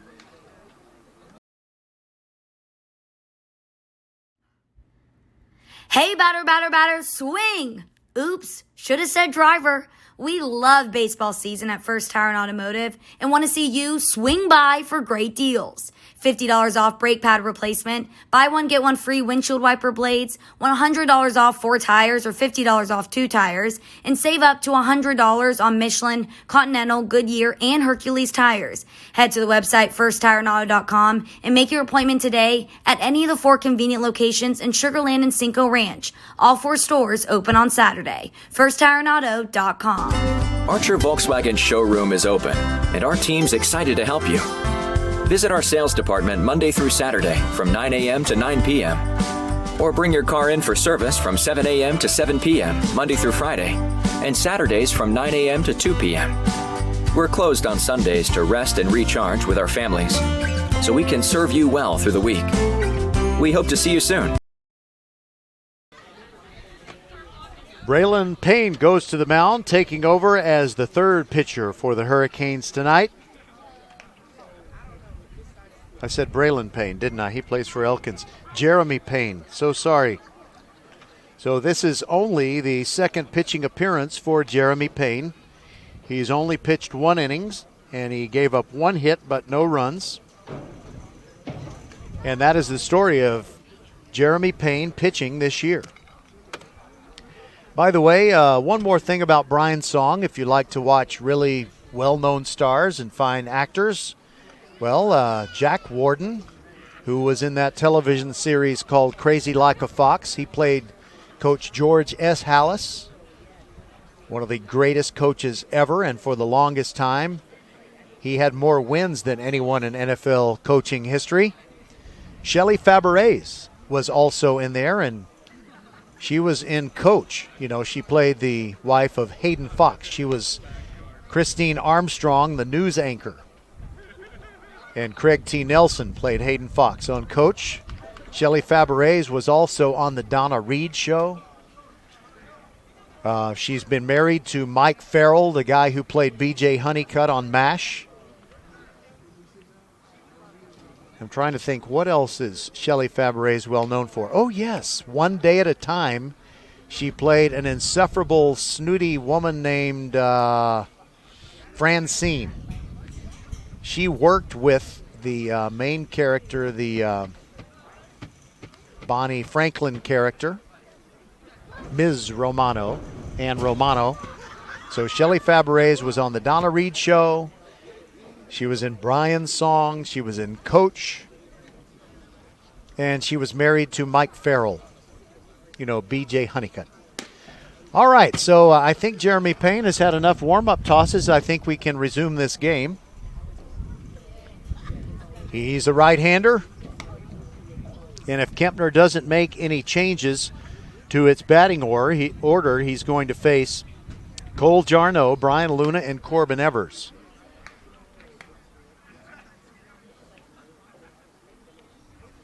Quite a night for Jarno. Singled twice and walked, scored a run.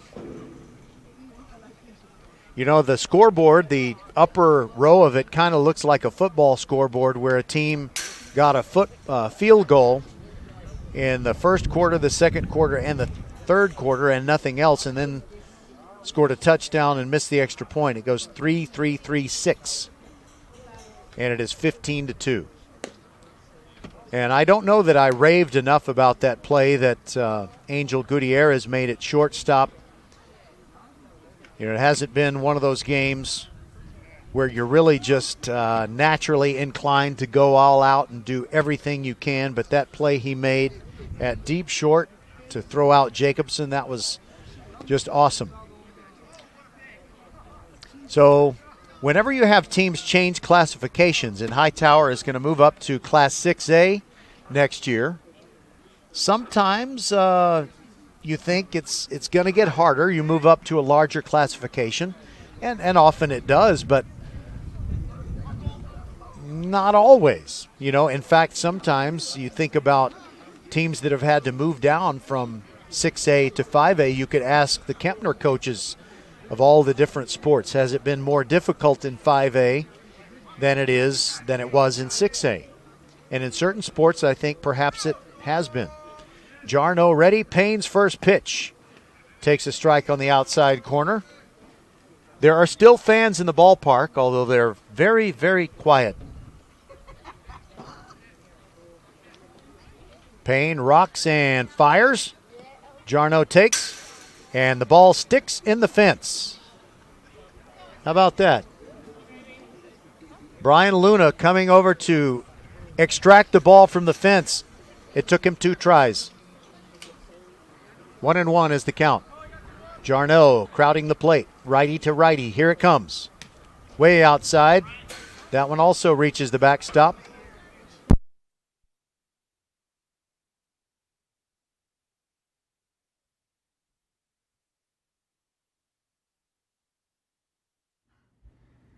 Hey, batter, swing! Oops, should have said driver. We love baseball season at First Tire and Automotive and want to see you swing by for great deals. $50 off brake pad replacement, buy one, get one free windshield wiper blades, $100 off 4 tires or $50 off 2 tires, and save up to $100 on Michelin, Continental, Goodyear, and Hercules tires.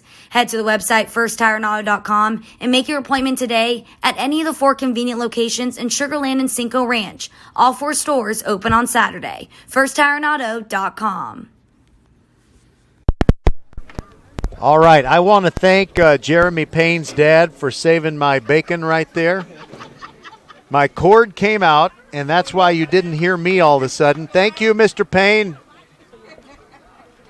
All right, so, there's one little part of this. There's a certain setup I can do that does not require AC power. By the way, Cole Jarno struck out. Here's one away, and the base is empty, and Brian Luna. By the way, it was not Brian Luna's fault that the cord came undone. 0-1 is the count on the left-handed hitting Luna. Facing Payne for the first time. It's a two-hopper to the first baseman. Sabahi goes to the bag, and there you go. 2 outs. Well, Payne might be able to pull off something that none of the other Hightower pitchers has been able to do, and that is a 1-2-3 inning. And now he faces Corbin Evers.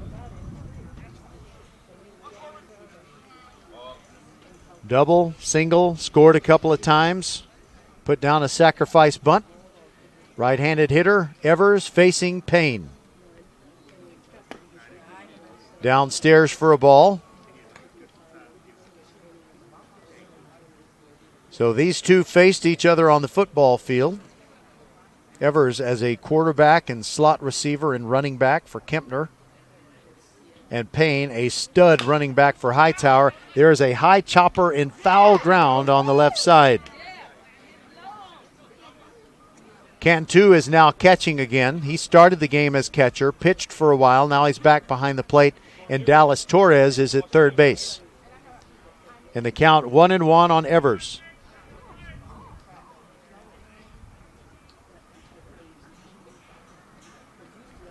Here's the 1-1. Outside. By the way, Billy D. Williams played Gale Sayers in Brian's song, and Billy D. Williams was in the more recent Star Wars movies, and James Caan was in The Godfather. And he's had a long, productive film career. 2-1 the count on Evers. Payne rocks and fires. Just missed his elbow, up and in for ball 3. And I'm afraid I jinxed Payne by saying he could get a 1-2-3 inning.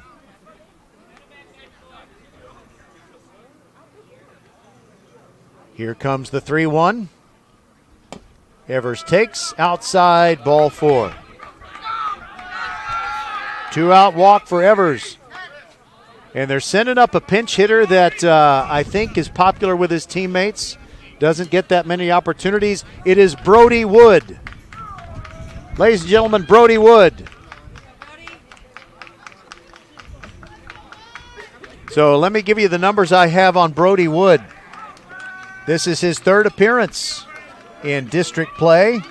He's had 3 plate appearances.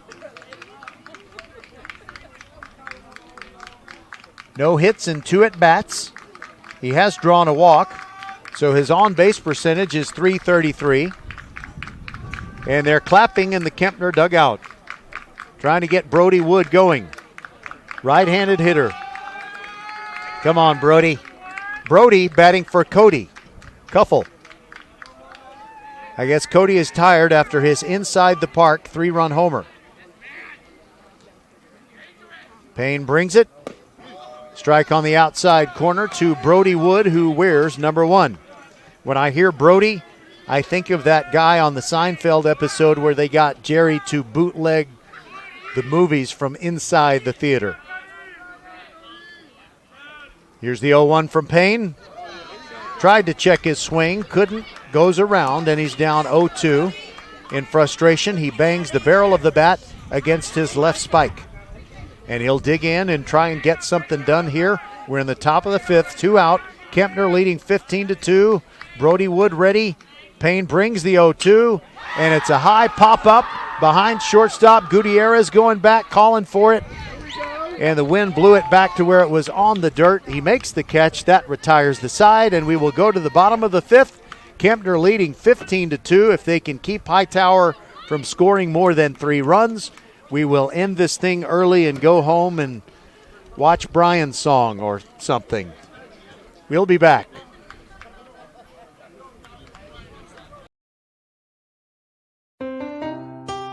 Hey, Becky G, can you play your next hit? I will, as soon as it's released. But I've got another big hit for you. Did you know that with Xfinity Internet, you get fast, reliable speeds to fit your needs and budget? Oh, that's nice. Even Wi-Fi speeds faster than a gig to power all your devices. Best of all, you could save up to $400 a year on your wireless bill when you add Xfinity Mobile. It's official. That's a hit.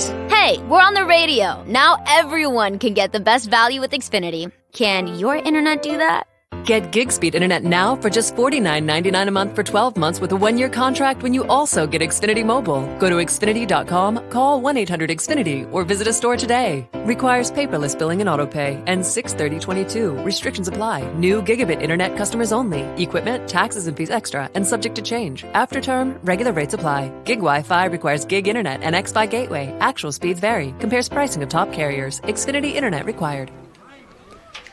Nathan Jacobson back out there for the 5th inning, and it's not your usual complete game, but if he can keep Hightower from scoring 4 runs in the bottom half of the 5th, then he will get credit for a complete game.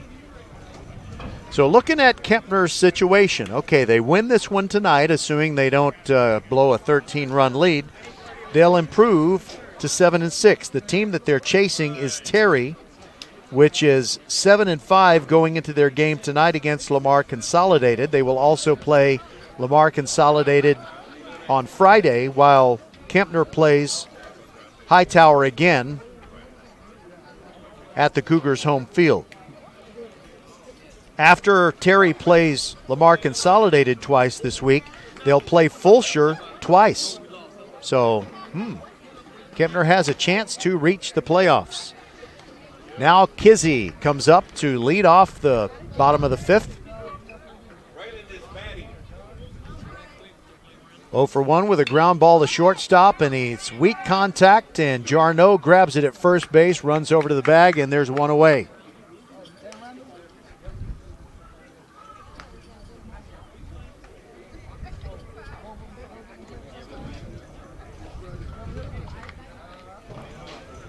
Joseph Stewart is due for the Hurricanes, but I don't know that he is the guy who's batting. Actually, it is Charles Evans. No relation to Dylan Evans. Jacobson brings the first pitch. Down and away for a ball.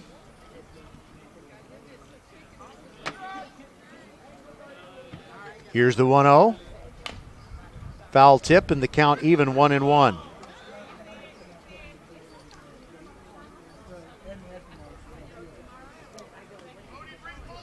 Seven strikeouts for Nathan Jacobson. I don't know why every time I try to say Nathan, it comes out Nathan. I don't have a stuffed up nose. I don't get it. Nathan Jacobson. Working on Charles Evans. Here's the 1-1. That is in the dirt for a ball, 2-1.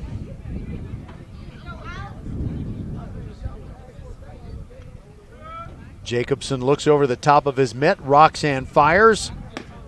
Evans takes a strike at the letters in the count, even 2-2. By the way, we've enjoyed ourselves out here, but we're going to say a pretty quick goodbye when this one is over.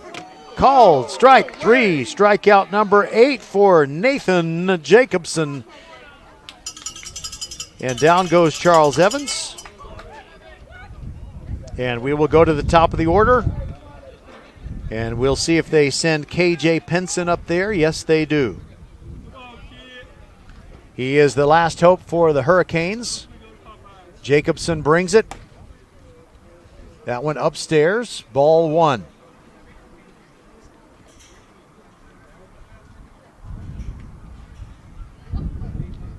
The 1-0, curveball in there, caught the inner half of the plate. So the Hightower Hurricanes, with a loss here, would drop to 5-10 in district play, and that would eliminate them mathematically from any shot at the playoffs. They had one of those astronomically hard chances. Now they're down to their final strike as Penson took a strike. The 1-2, swung on and missed, and we are done. Kempner dominates Hightower by a score of 15-2. We'll step aside and come back to wrap this one up on VypeFortBend.com. Hello, I'm Gary Horn with Horn Solutions. We agree with energy analysts that the energy market has stabilized. We anticipate significant merger and acquisition activity. Good resources are scarce. Horn Solutions is positioned to assist you in accounting, finance, IT, and supply chain. Our staff can assist you with outsourcing, or we can supply you with resources to join your staff. Visit hornsolutions.net for details. Gary Horn is a highly successful businessman who has made a huge impact in people's lives, and he loves what he does for a living. That's a big reason why Gary Horn and Horn Solutions support Get a Great Gig.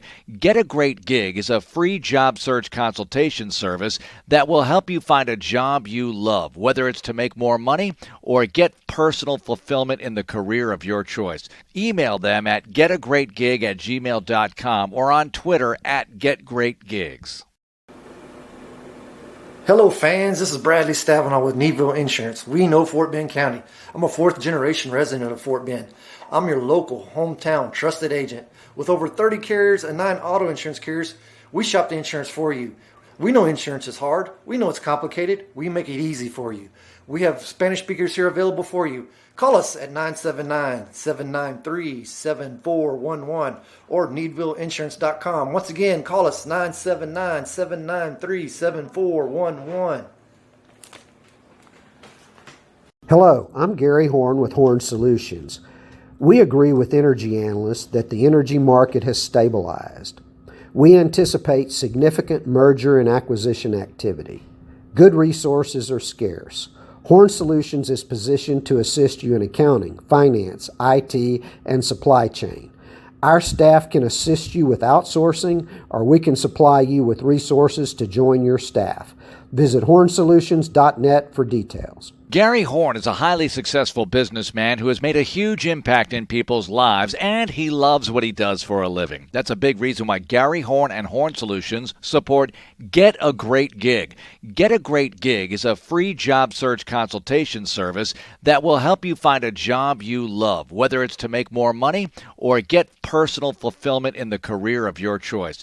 Email them at getagreatgig@gmail.com or on Twitter at getgreatgigs. Archer Volkswagen showroom is open, and our team's excited to help you. Visit our sales department Monday through Saturday from 9 a.m. to 9 p.m. Or bring your car in for service from 7 a.m. to 7 p.m. Monday through Friday, and Saturdays from 9 a.m. to 2 p.m. We're closed on Sundays to rest and recharge with our families, so we can serve you well through the week. We hope to see you soon.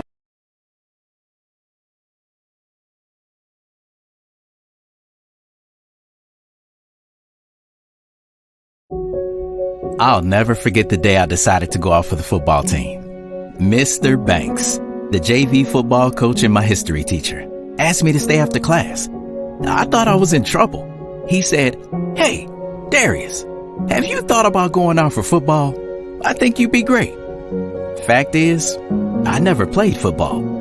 Fact is, I never had anyone tell me I'd be great at something. So, with no experience at all, I signed up. And a week later, I padded up and was running drills on the field. I never was great, but playing high school sports was one of the greatest experiences of my life. I was accepted by my teammates, and I learned that when someone believes in you, you can believe in yourself.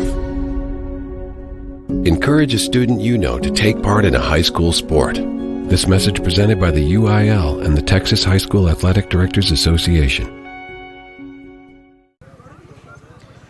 Welcome back to Hightower, where the Hightower Hurricanes were dominated by the Kempner Cougars tonight. We want to thank our sponsors for enabling us to bring you this great coverage. Tonight's exclusive VypeFortBend.com broadcast of the Hightower Hurricanes and the Kempner Cougars has been brought to you by Xfinity, the future of awesome. By First Tire and Auto, with 4 great locations in Fort Bend County where you can get the best prices on tires, you get great service, there's great value, anything your vehicle needs to run at its very best. All 4 locations open Monday through Saturday. Visit firsttireandauto.com. by Archer Volkswagen. Open since 1956 and ready to serve you. Archer Volkswagen is on Highway 59 South, just inside Sam Houston Tollway, and I'll tell you, you are going to feel like family at Archer Volkswagen. We're also brought to you by the Needville Insurance Agency. Put hundreds of dollars back in your pocket when Bradley Stavinaugh and the Needville Insurance Agency team shop all those insurance carriers. They'll find the very lowest premium for you. You don't even have to leave your house. Call Bradley and he will save you money on your car insurance or your home insurance or both. His number is 979-793-7411 or go to needvilleinsurance.com. All right, so here is the story of tonight's game for the Kempner Cougars. 15 runs on 11 hits. They made no errors in the field. And for the Hightower Hurricanes, 2 runs on 4 hits, and they made 5 errors that did complicate things quite a bit. Big offensive participation for the Kempner Cougars. Cody Cuffel 1 for 2, but that one was a 3-run inside the park homer. So he drove home 3 of the runs there, and 1 other RBI came in on a sacrifice fly. So that's how Cody Cuffel's night went. And 3 for 3 was Anthony Marino. Drew Walker was 1 for 2. And Nathan Jacobson, he was 1 for 3 and drove in a pair of runs. Brian Luna, 1 for 4, drove in a run. And Corbin Evers was 2 for 2 in the ball game.